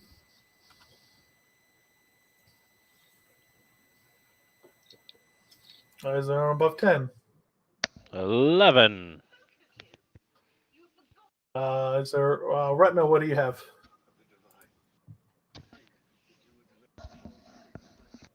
10. Thurman 10. and Kage. 5. The creature right in front of you, Rob, reaches out with its unnatural hands and seems to grab you by your arms as it pulls you forward, its mouth opening impossibly wide and revealing needle-like teeth that it attempts to sink into you. I say, I'm not that kind of sailor. A 7 misses as you are able to instinctually sort of dodge before another one comes around the corner and piles on to the other one, as if reaching around it, as if they're like one sort of organism, intimately aware of where each other's arms are and where its hands are, as it slinks around and also attempts to bite you. Getting a 22 to hit you. So it sinks its teeth into your legs, doing 9 damage, and I need you to make a wisdom saving throw. All right. As you scream out in pleasure is what it sounds like to the people upstairs. Oh, yeah. But you do pass the saving throw. Okay. Well, that's perfect. It was just good, but not too much. Siegfried, obviously you guys all felt this like aura and like presence start up below this ship, and then you hear Andreas call out in something you didn't expect Andreas to be calling out in. I say, don't bite me on the face. Or did I expect it? Is it daytime or nighttime right now? It is a strange sort of neither time as you look out. Like the light here seems as if it's sort of a perpetual twilight, as if you're not really in a world where those types of rules exist. Nice. I'll say, what is that fool up to? I'll walk over to the... Was it a trapdoor or just the ladder down, whatever? And I'm assuming I could see this because he's right at the bottom of it. You can see 2 unnaturally long and spindly creatures, unlike anything you've ever seen. Are sort of like covered in bristles or spines in places where you wouldn't expect, but they are both piled onto Andreas. And you can see one of them sink its teeth into his leg. Does he seem excited about that? He looks like he loves it. Oh, weird. We'll point the broken greatsword at one of them. And I'm going to cast Hex. And you'll see some purple light shoot out of the sword, and the purplish reddish mark will appear on what passes for its head, and I yell, "At you, fiend!" And I'll plunging attack it by jumping down there, Dark Souls style. Okay, give me an athletics check to manage your landing through this pile of people. We'll get there. That's easy peasy. Roll the 2, so 6. As you fall, you land on this pile and tumble prone. I missed my jump. Can I get back up? Or half my movement taken that up? is, you can finish standing up, but you're done with your turn from your stumble and unnatural pile. Your sword clatters to the ground, and you landed unathletically, unfortunately for you. Andreas Duthane. You feel strange, as like you can, part of you knows that this is bad, and like you can feel your blood running down your leg, but at the same time, it's the best you've felt since you conceived your last child. Oh, man, this is good. I could even, with a drink right now and a nice stogie, I'd be in heaven. Okay, but I know what you are, evil creature. And you're going to take some of this. I pull out my dagger, stab him in the neck. Okay. 20 to hit. You do hit. All right. Take that. 4 damage. That's my action. My move, I disengage as a action. Is an action Okay. for you, yep. Let me see something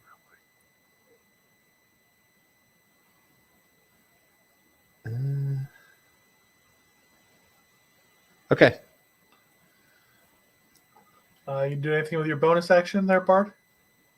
Nope. I'm gonna stand and I'm gonna stand in here and hope my fighters come in and save me. But I'm gonna try to act like super brave because I'm under the influence of a heroism. So you will have 4 rounds of that left. Thaddeus, it's Okay. your turn. Okay. So one of them got hit. It did. Yep. Okay. Now that one that bit him, is it like latched on, grappled on, or was it just a Nope, bite? it just like bit him. Just like bit him. Okay. Mhm. And then Andreas plunged his dagger down into the thing's shoulder, and it like reacted and flinched, but it continued to just shriek and babble in sort of like wordless, maddening ways. Okay. I will. Who goes after me? I'm actually going to hold my action for a moment. Okay, so a wave of disorientation from the psychic energy below causes you to delay. You can come back in whatever you want. It's exactly the same.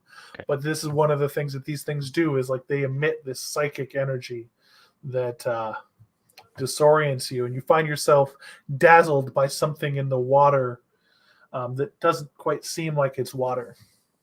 But it might be a mermaid. Then it is Retina's turn. All right. How far down is this thing? It's about 10 feet to drop down, but you can see that there are still the 3 people down there fighting, so you will also have to athletically hop down there.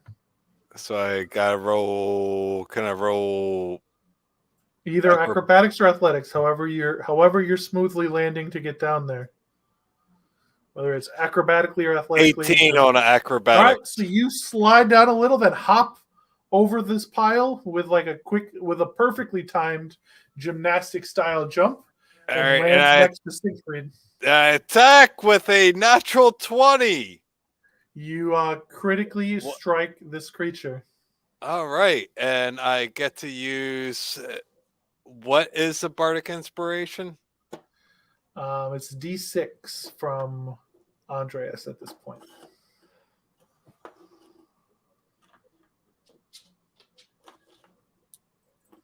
And that is doubled on a crit, so. All right.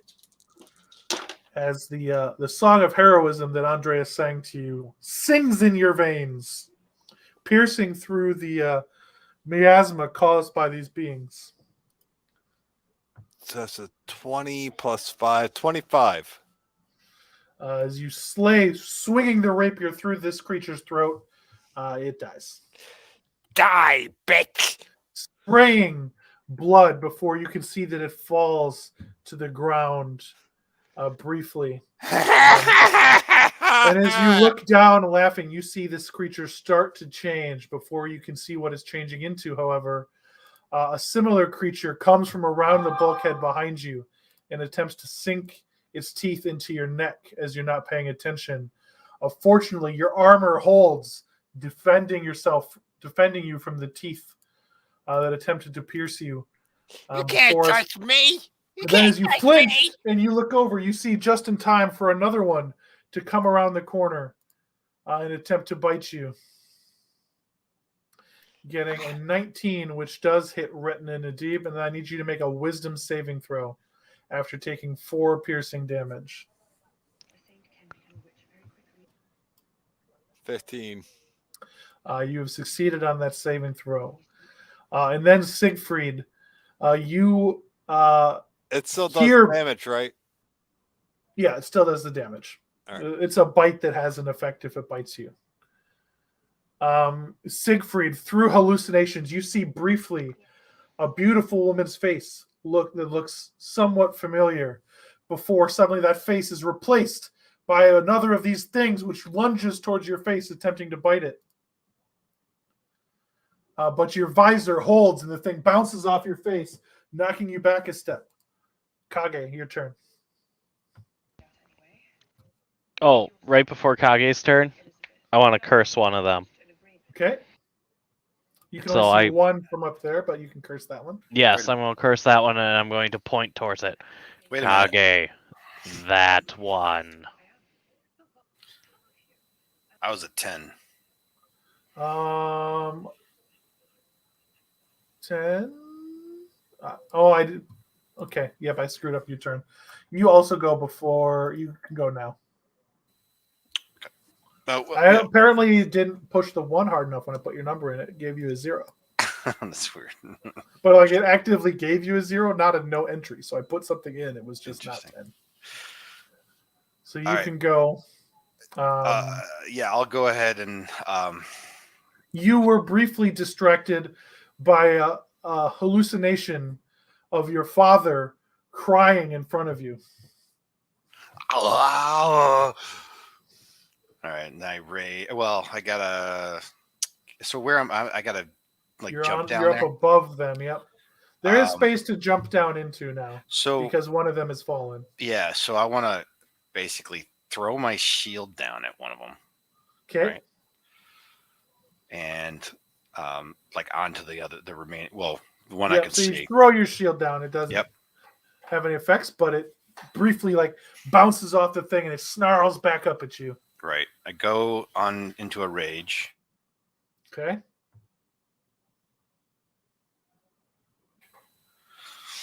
And jump down in there. You jumped down fine. Since there was a spot to land, you didn't need to roll that check, but you would have had disadvantage on that check, if you'll recall. Oh, yeah, because of poison. And then, that's I get right up and on as many as I can. Right. So you land in. Your 2 allies are to 2 sides of you, and then the one that was just pointed out by and I yell. The cleric was there. Yeah, come at me. You want me? Okay. Are you going to swing your sword or your axe or what? I was throwing my shield. Was an action, wasn't it? No. Oh, all right. It's functionally part of your rage. We've covered that. Okay. That's how your guy rages as he throws his shield. Yeah, so I plunge my axe into the thing. All right. Which axe? The battle axe or the great axe? The hand axe. Oh, you're using the 2 hand axes? Okay. Yeah. Just one. Well, I can only just do the one. I don't have the great axe. Well, if I guarantee you have all those axes. No. But if I have reached back, thrown my shield and reached back and got the great axe with both hands? No, the hand axe is fine. That's what I'm saying. Okay. All right. 21 hits. You take this. So that has. So you're going to do double dice on that one. because it is vulnerable to all of its damage types. All right, so You roll another d6. D6, yeah. So 9 plus 6, 15. All right. Now how much extra damage do you do when raging? Oh, +2. Thank you. You bury your axe through this thing, which it feels as if you've never swung an axe that well, as if something predestined this creature to fall just perfectly beneath your axe, which you drive to the ground. And then in your madness, you don't pay much attention to things that you've killed. So, No, I don't. but now it is Kagetoshi's turn. Is there a way for me to move to see both of the things without going down there, or do I need to go down? You need to go down into the spot that was recently vacated by Terminator's axe. All right, so I can fly. I'm gonna fly down, right? Yep. So I'll jumping down 10 feet under not a pile of dudes in those spaces usually has no negative effects. And am I able to get sneak attack? So you are not in melee range of anything once you jump down. I don't need to be in melee. But It's if right. I you're can do sneak attack. ranged attack, yes, there are allies within 5 feet of them. Okay, I'm gonna go ranged. Okay, so you're going to use your wrist rocket. Yeah, I am. Okay, so all of you now see for the first time Kagetoshi lifts up a hand and a bolt shoots out of her wrist. That hits. Yep, 24 to hit, and then I'll tell you damage because it's got sneak. Like 6. And then... So 10 damage from sneak. And then immediately after dealing my sneak attack damage, since I can now see the other creature, it's going to take a necrotic damage as you hear the sounds of what sounds like wails from beyond the other world just fly towards it. As one creature takes damage, the other one takes the necrotic. Yes, you shoot this thing and it glows with like that same green energy that she described before. And then as it pierces into the one of these creatures, you see that green energy continue and wrap around and rub across the skin of this other creature. And you can't be certain whether you're hallucinating that under the influences or eyes that you've seen before, but you can see it howl in surprise as that energy passes through it as well. Yep, and then the weapon that's on my hand is like on my wrist is like a special sort of like. It functions in every way as a hand crossbow, except for it's mounted on your wrist. Yeah. It just looks cool. You talking to me? Just in general. All 3 of the people that are down there saw this happen. You talking to me? You guys look up briefly as you hear a scrabble along the ceiling, only to then see one of these creatures drop down onto Thurman. Hello, what are you? 12 does not hit. And Kage looks up and you see briefly, it looks like your mom, surprisingly, is here, but climbing along the ceiling only briefly before a creature drops down and attempts to bite you on your neck. But also misses. Then you guys can feel the press as more of these creatures come bounding around the corner, pressing forward but are unable to reach you. One of them clambering unnaturally along the ceiling, sort of like a spider. Bringing us to Siegfried. All right, we'll shake it off. We'll grab the sword. We'll stand up. I'm assuming the one that I hexed has been butchered already. Correct. Closest to all bonus action, switch it to the nearest one to me. Which attribute are you choosing to hex? Ooh, good question. Is it a hex spell or a hexblade hex? A hex spell. Okay. So I guess we'll do strength because they are trying to grapple us and do things and weird things because their ability is at disadvantage. Mm-hmm. So if they try to grab us or whatever, we'll take a swing at it. Get my sword back here. Ooh, 17 for a 22. That does hit. A D8 and a D6 here. So only 7 damage to that one. All right, so the one that tried to kiss you takes 7 damage.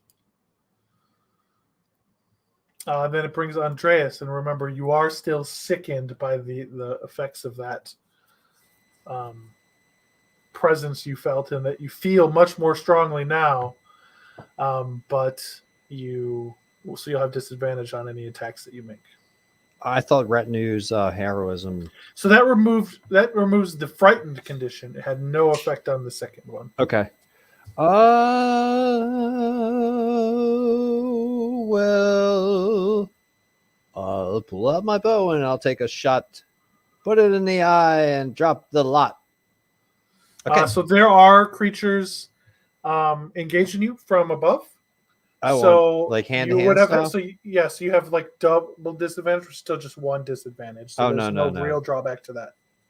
Nope. I'm gonna use the sword and the buckler, and I have my lantern in the buckler hand.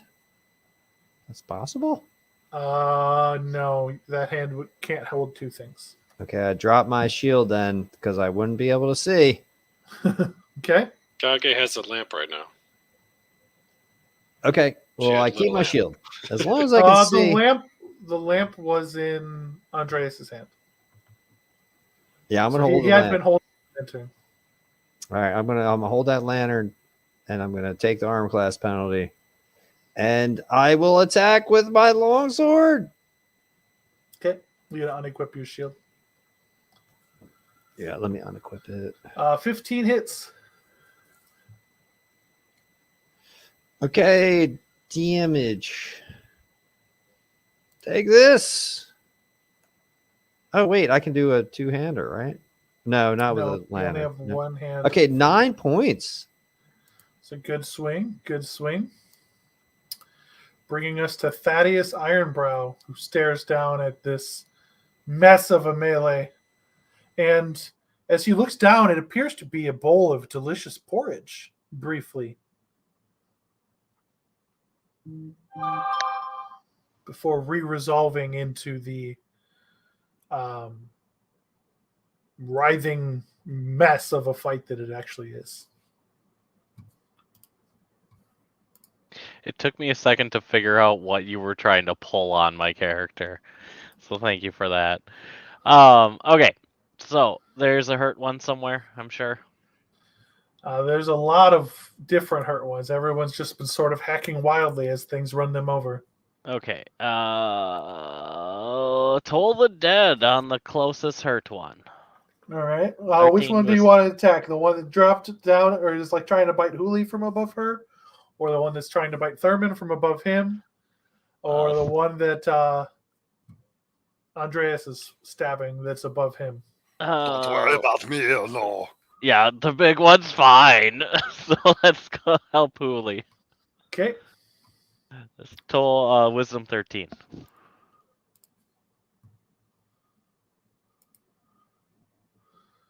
A roll of 1, but that one has not yet been injured, so... Okay, so just a D8. 3 necrotic damage.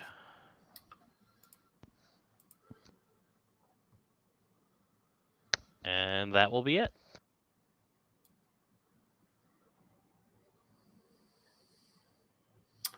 Okay. Now, Retina. All right. The one above Holy. There's one that's right in front of you that's trying to fight you as well. Oh, really? Yeah. You got 2 that tried to bite you in the back. If I cast a spell against it, will I get opportunity attack? No. All right. Then I'll cast Guiding Bolt against it. That will be with disadvantage because it's in melee with you. Okay, never mind. Be with disadvantage anyway because you are poisoned.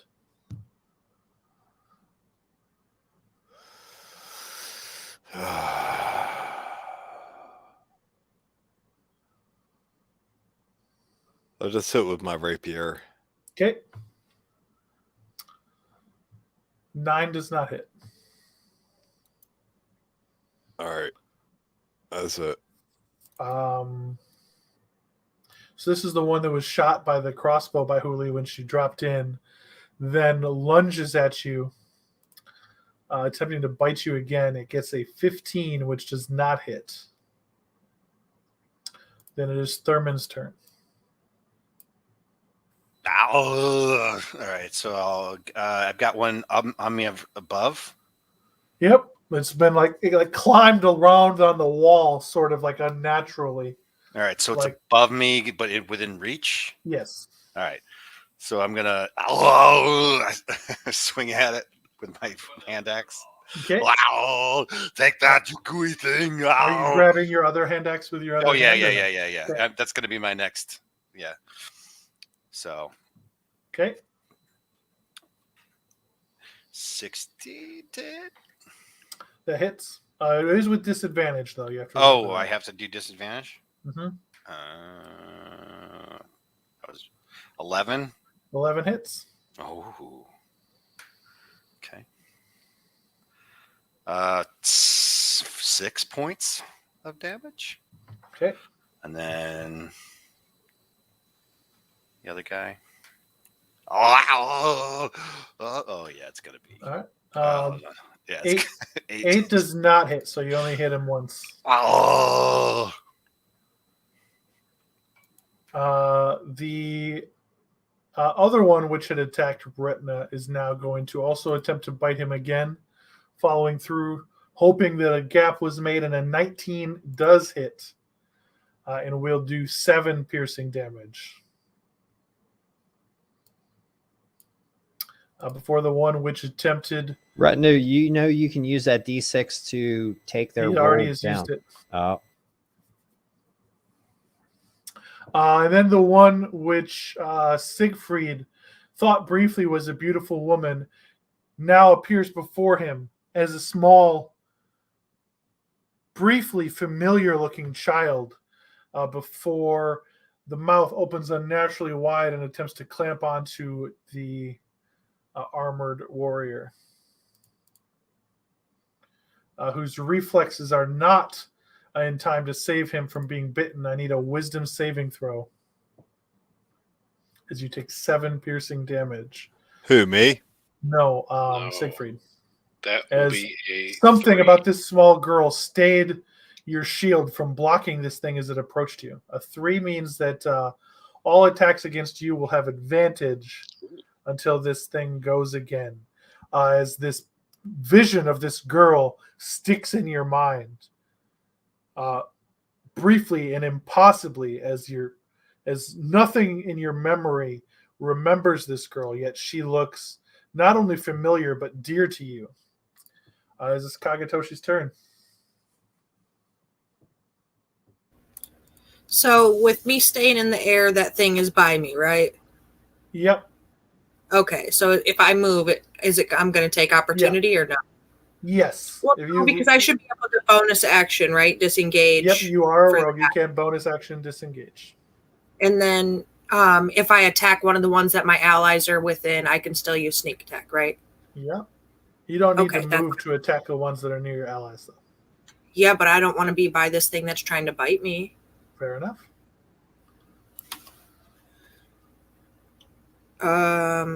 So yeah, that's the thing. That's what I'm gonna do. I'm gonna get away from that thing, keep it from biting me, and I'm gonna shoot at the one of the ones that my friends is by that's already hurt. Okay. So 23 to hit, Hits. and then So you tumble, loading another bolt in your 12. wrist rocket. Fire For at the 12. one that had just hit you and pierce it with a bow. And its scream in pain briefly is familiar. And you remember it from a day when many of your friends died, shrieking in that same exact tone. Oh no! Then the creature, a creature passes in front of you and blocks you as it scrambles along the wall to attack Thurman. A 14. Yeah, my shield's cast off, so yeah, 14. I need a wisdom saving throw from you as you take 7 piercing damage before it's halved. And it's halved to 3. 11. So you pass the save, but it does 3 damage to you. All right, is that you took my resistance on that? So the total is going to be 3. Oh, 3. Okay. And then the creature that Huli had just shot with her crossbow lunges across, diving off the wall to slam into you as it attempts to bury its teeth in your broad Goliath chest. It gets a 21 to hit. Nope, no way, dude. And we'll do 3 damage again to you because it rolled 6 damage. Alrighty. Oh, you puny little bites. Oh, they don't hurt. The creature above Andreas reaches down, and briefly it looks like when his third child's mother had reached up to him in the middle of them embracing and making love. And then suddenly, as it raises its mouth down towards Andreas, the mouth opens wide in fangs. 19 to hit. I need a wisdom saving throw. As you will take 7 piercing damage. 14 wisdom save. So you pass the save. Oh! The creatures that were attempting to push through now are able to reach around. One of them attacking Siegfried. How much damage, Mr. Rold? I'm sorry. 7? 6 or 7 to you. Oh, okay. 15 to hit Siegfried does not hit. And then another one, as this image of this little girl burns itself in his brain, he feels briefly passageways opening up in his mind to memories, and the name Eliana briefly passes as if flickering through his mind before another creature attacks him.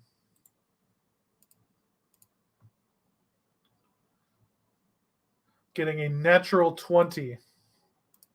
What's the total? 23 is the total. All right. And then you will take 12 piercing damage. Oof.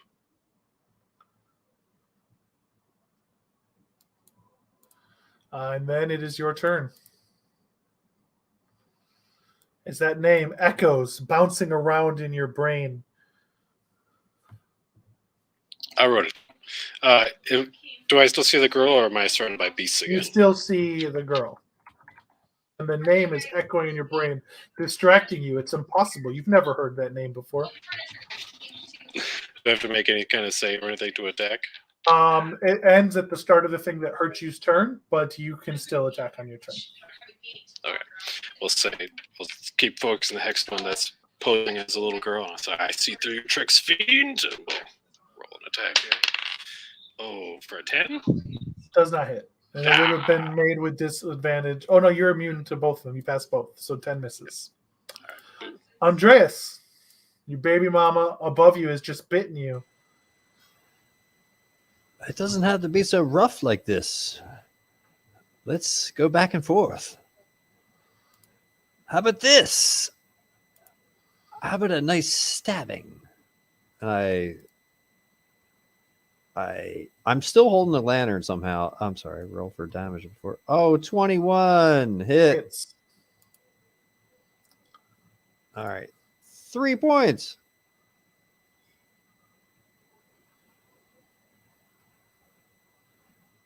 All right. 3 points done to a baby mama. I say you're no baby mama. She was beautiful. She had a. And for briefly, as you form the image in your head, the creature that you're looking at is beautiful. Oh, I thought I passed my save. You did, but like it's things Let's just sort of like have try a passive psychic aura that does this shit to you. Hey, I've seen plenty of mermaids, Thaddeus, but we never crashed a ship for them. Kage moved away from the one, right? Yep, Kage's up in the air now. Cool. Then I will help the next squishy person. Andreas told the dad on the one he just hit. So you cannot see the one that's fighting Andreas unless you drop down in amongst the melee. Oh, and that's a The only athletics person you check. can help where you are is Thurman. You could Drop hang down on to the ladder without going all the way down. Yeah, You let's just have do that. one hand that's holding Yeah. the ladder. I come down the ladder. Right? You can see this melee. You can see your friends are just piled in these writhing, irregularly shaped creatures, mouths hungering for them.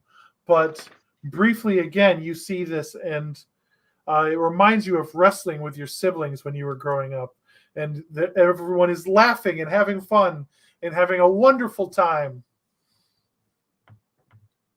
Before you shake it, focus, and you see once again these horrors. Ugh, these things. They bring back memories from the past.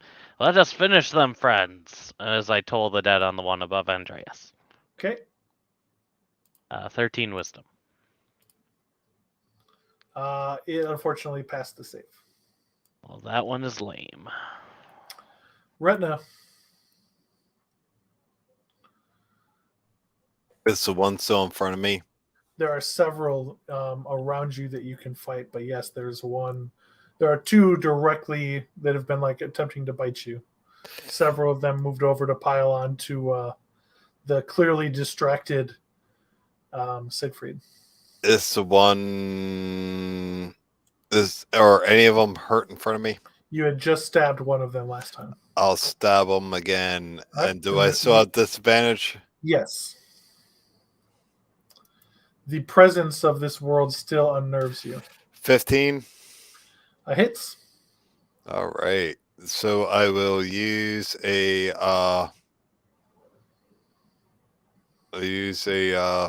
what's it called? So these things are small as well, so your Fury of the Small will not work on them. Oh, I realized that, but I'm using my last spell for a so you killed it without that. Okay, I don't need it. Yep. And you're a very observant person. As this thing falls, you can see that it slowly begins to take form, its limbs shortening and getting bulkier and stronger. Especially the passive perception of your owl friend up above. She can see that these things, once they die, are slowly forming into the bodies of men and women and half-orcs that bear striking similarities to Sendin sailors as Thurman continues to fight in a battle rage around him. So are they getting stronger as we kill them? No, they just are becoming not the things that you're fighting. They're just as they collapse and have been defeated, they begin turning back into themselves. Thurman. Oh. All right. So whatever the one's on me, nearest me. Okay. Oh. With disadvantage. Oh, wouldn't that have been nice? All right, 21 is my low. Good. Hits. Okay. 11 points. That one goes down. And I swing back at another one nearby me. Okay. Oh no. I missed. 6 misses. That's not good, no. Briefly, your axe is stayed as even through your rage, as your axe speeds up, you see your brother flinch away and dive, freezing your axe in your hand before you Brother, strike down your no. brother. And then, Retina, as you look down and you see the half-orc form of the one you slayed several turns ago, staring back up at you, eyes lifeless. Another one piles in behind you, attempting to bite you in the neck. A 9 does not hit. Come here, honey. The little girl looks up at Siegfried and says, "Daddy?" Before lunging teeth at his groin. Oh God. A 9 does not hit. He moves his leg over to block the thing's leg, and then it is Kagatoshi's turn. Why is that thing saying daddy and going for your You didn't hear it. Like when you guys see these things, it's in your heads. Kage. You stare down at the bottom of the staircase now. You do see that some of the bodies that have fallen there have turned into like a thin human woman, and there is a stout dwarven man crumpled in the corner, an axe wound in his chest. You shoot down with your hand crossbow. That 10 misses, so your disadvantage is going to mean that you missed. Yeah. So that pretty much does nothing for me. That's all I got. I told you she was shaken by hearing that noise that was similar to the ones she had heard before. You hear several things calling out to you. Professor, help us! Oh,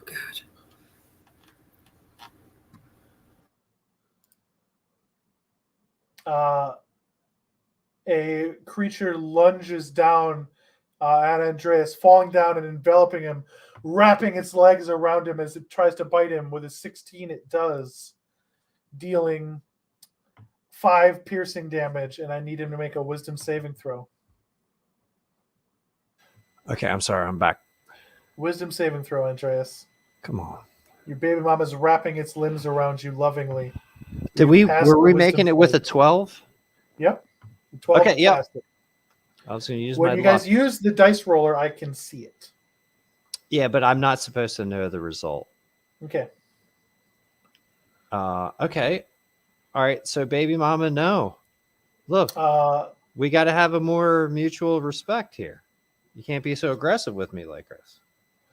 One of the creatures, looking solemn and familiar, the priest that helped get you off the streets, Retina, reaches out lovingly, cupping your cheeks with its hands, which then grab a hold of your ears and pull your head towards its mouth. Do you want me to give you a kiss again? Of 14 misses. He's trying to kiss me again.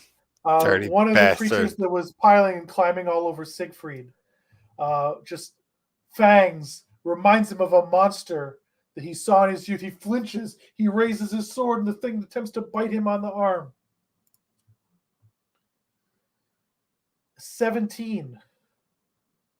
Does hit. You will take 6 piercing damage. And make a wisdom save and a concentration check, please. Oh, yeah. Wisdom save is 12. Passed. Concentration, 18. Yeah, we're good. Passed. Another one, which everything you feel as this thing begins its turn is pain. You can feel every nerve in your body alive with this ancient primeval memory that you can't even begin to shake. But in flailing, your shield knocks this thing's head aside, almost accidentally, but nonetheless protecting you from the attack, as it is now your turn. You know I don't have a shield, right? Oh, your gauntlet then, whatever. As you flail, you knock it to the side. That's what. Why do you not have a shield? We'll get back to it. Because I'm wielding my broken greatsword in 2 hands. Gotcha. And we're swinging back at this thing. So that's the next one. Ooh, 18, so 23, whatever. This time. It'd be 8 damage. I rolled a 1 on the D10. It nonetheless goes down. I gotcha.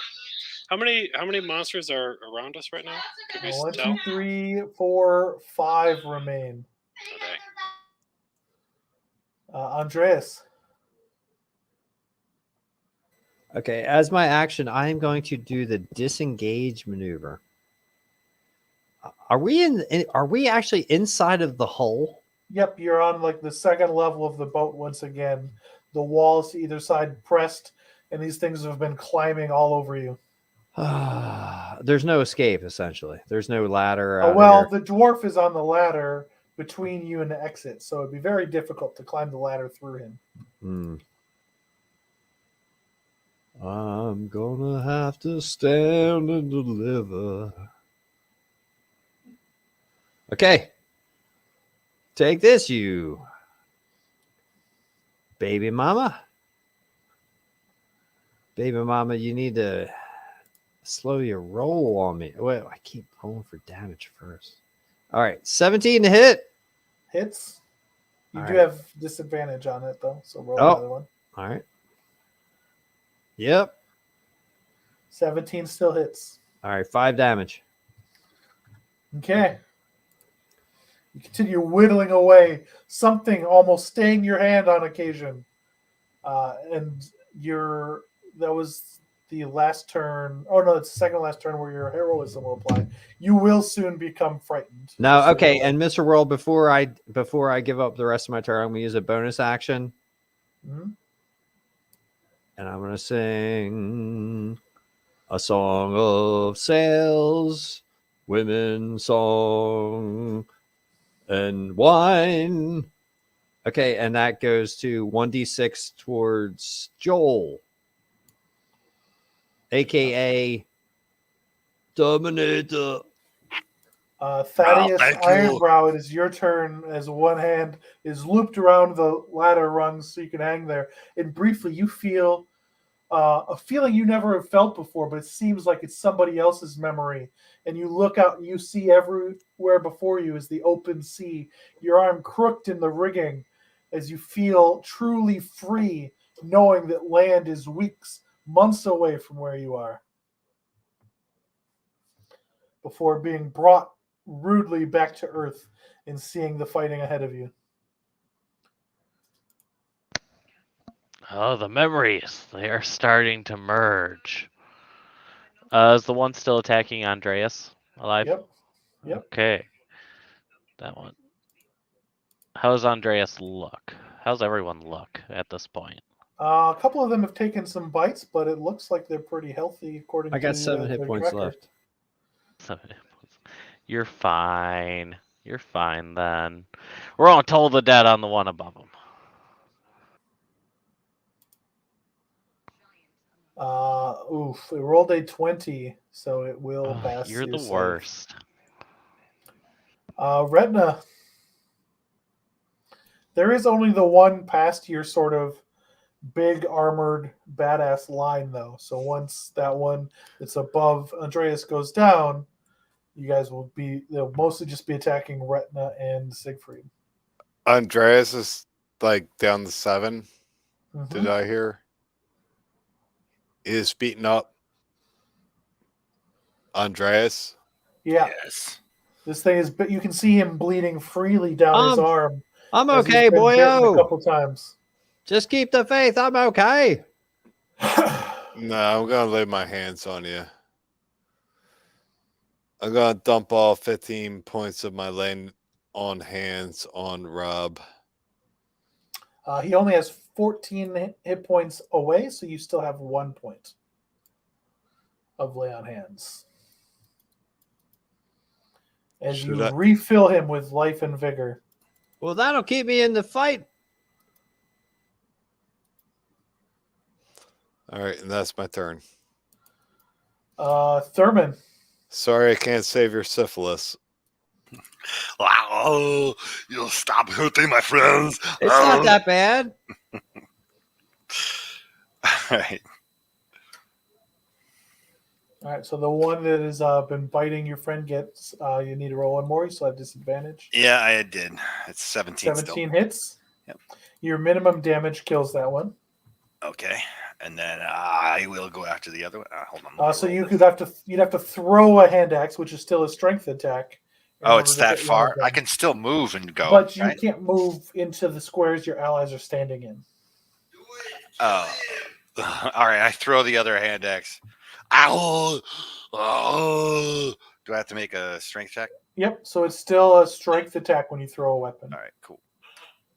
Ow! Ow! It's a 17. 17 hits again. Oh, I get the 4 points. Oh, so mad. All right. The one thinking that Briefly, Retina remembers a time where he was in a street fight, and this other goblin came up behind him and sucker punched him with a punching dagger. And briefly, that pain racks his body. Moments before, a bite follows up behind it, getting a 16, which does not hit Retina. And the memory allows him to swing and dodge with the basket of his rapier, knocking the thing to the side. And then the one which just had an axe bounce off of its body, leaving a wicked cut. Clambers up the ceiling before reaching down and dropping down onto Retina. Getting a 9, which also misses, but now it is Kagetoshi, who can't see any of the creatures down there anymore. She can see the dwarf hanging onto the ladder, but she can also see the now fully reformed corpses of several Sendin sailors at the bottom of this ladder. I thought I was down the thing. You flew up in the air spot before. Was there not space to be like off the ground down where the rest of it was? Not be engaged by them, no. Is not okay. That thing. I thought you were just like shooting your crossbow down at the stuff you could see. Oh, well, either way now works. All you can see is the dwarf because all the ones are like pushed back into the hold now. So I'm going to have to move down the thing. And then who's the closest, like which ally is closest to the bottom of like the stairs being attacked? Is it the one that just jumped over? The only two that are being attacked now are Siegfried and Retina. Okay. So I'll move down and go by the one by Retina and land. You can't so you could fly over their heads, yes, and land behind them. Yeah, that works. I'm just tiny. I'm very small, remember? Yep. You're small, they're small. You fit on the other side of them. So, and then I'm going to land down next to the one that attacked Retina, and he's going to get double daggers. That's what's going to happen. Okay. Well, daggers are short swords. I lied. 2 short swords. Whoop, pow. Maybe.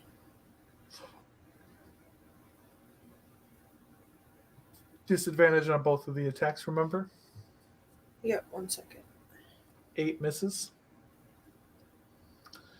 Well, that's a nat 20. That's burned. That's cool. Oh my god. That's back to back at least. 2 nat 20s means you do critical with the offhand attack. Can I put bunch of dice coming from you? I can put my sneak on that, right? Yep, and that doubles as well. All right, so. But that +3 doesn't go off, so that's 6 and 12 damage. Okay, that one goes down.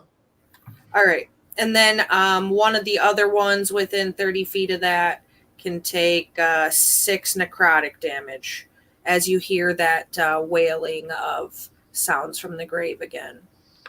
You guys once again see the green energy pass through her sword and rip into 2 of the ones that are fight. As she cleaves through one, the green energy continues and hits the other one that was fighting Retina.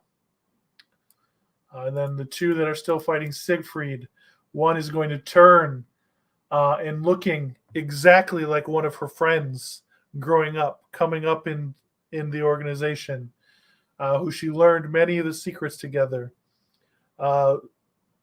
And who died, and whose memory whose voice she sometimes still thinks she can hear.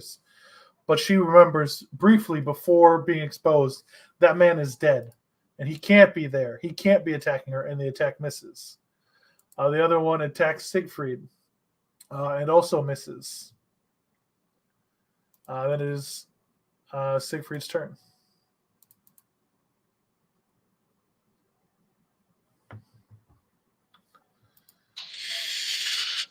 These beasts. There's the one is still on me because it attacked me. Yes, so we will continue. Have I noticed? Oh my god! Have I noticed these things turning into bodies that seem familiar when they die? How perceptive are you ordinarily? I don't think you're 9. passively that perceptive. No, you haven't noticed this. We're in the heat of battle. It's time to go. You're still feeling like that name is fading from your brain and is not distracting anymore, and you don't remember it. But You do remember the sense of being distracted. You know they have tricks. Well, I got a dirty 20 to hit. It's Oh, but you have hit this, 'em. or you don't. You're I do you're not. the one that doesn't. I am a willed. So that's 11. So 14 damage on that one. And if That that's different one than one- hex, bonus action, move the hex, blah, blah, blah. So you move the hex that you do your hex damage to. Yes. Well, Okay. whichever. I thought the one I did died, so bonus Yep. action moves to the next one. Okay. Andreas, you are now no longer surrounded by these things, but as you look up, they flicker between various of your children as these things continue to comb through your mind for memories, and you begin to feel the nerves which had filled and emboldened your soul begin to fade as this is the last turn that magic will affect you. Okay. Okay. I'm gonna take out my longbow. Okay. And I'm gonna aim. I'm gonna aim at one that isn't one of my kids at They that all time. appear like they're one of your kids. Something inside you knows that that's not what they are, but when you stare at them, these are 4 of your children, all when they were very small and most precious to you. And that's when I remember their names back then. Take this. 21. One more roll. I get to shoot 2 arrows? No, you are still sickened. Oh, that's right. Oh, almost. 18. Hits. Lucky. 3 points of damage. La la la la la la la la la la la la la. That brings us to Thaddeus. Looking around, he's remembered of his training class at the temple and the people who grew up with him. And wonderful, happy memories fill your brain as you look out at the people in front of you. Briefly, and all you see no allies, you see no Siegfried, no Andreas, nobody except for your childhood friends from your times as an acolyte. Aww. I'll get down on the go down the ladder and join them in the fun. So I go down, hit the floor.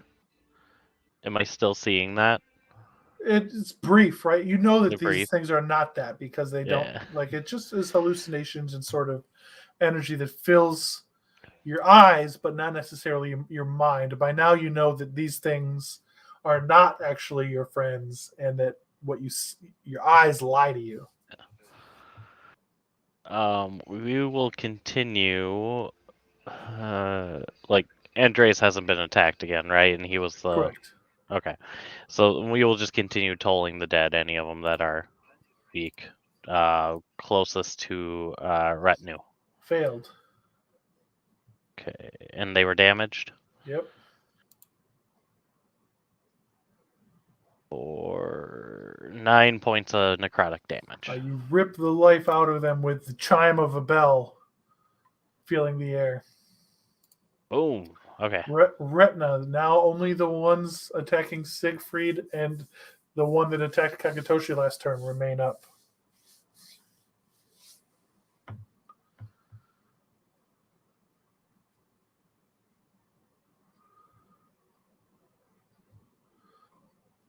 And you can hear the wails in terror begin to fill Andreas's voice once again as his chanting and song that he sings to himself falters and fades as he is once again frightened.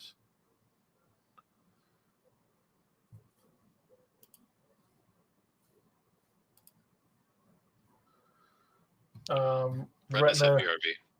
Okay. Which then means after Retina, it is Thurman. Oh, I go and get the rest. There is gaps that you can move through because Retina's guys are all dead, so you can't move around. I grab my hand axe, my other hand axe. while I'm moving through. Okay. Oh.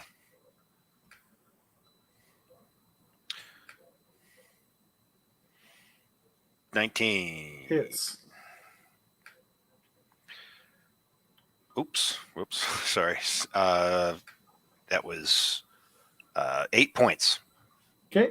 And then I'll take another shot at it.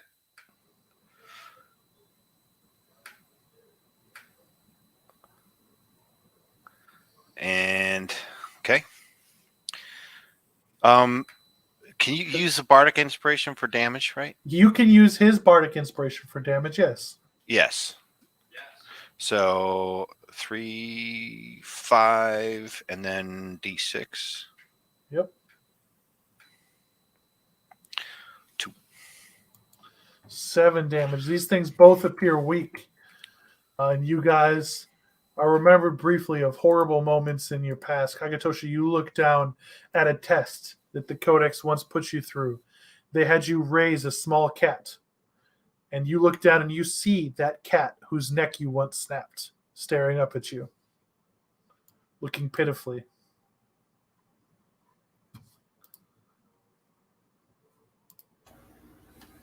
Is that my turn to Yes. attack shit now? Okay, good. Fuck that cat.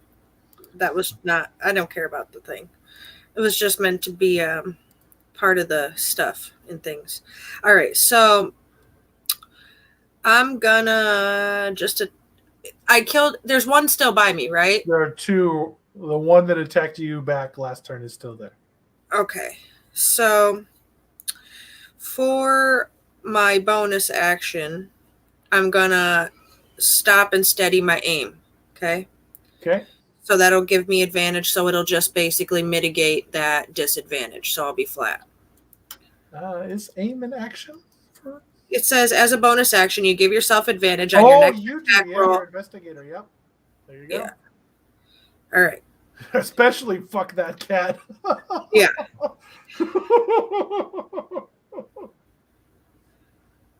Yep. So let's see. That's not gonna hit, but this one. Neither one. Wow. You don't still get 2 attacks when you use your bonus action to focus, but Isn't it? Oh yeah. All right. Well, still I missed anyway. 8 Correct. misses.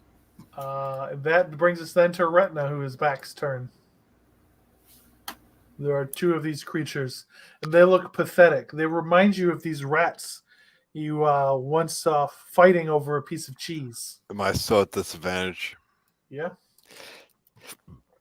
Die. Oh. 11. 11 hits.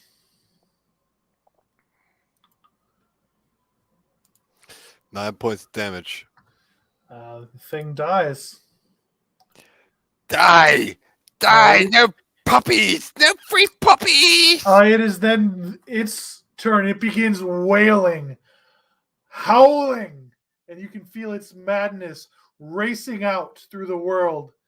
And all of you feel briefly the word "help us" before the thing dissolves, torn apart in its own madness, Kelp collapsing us? to the ground. Kelp It's us? help us. And then you see now Andreas crumples, balling up in a corner, crying in terror as the round ends and combat ends. And with that, also, this week will end.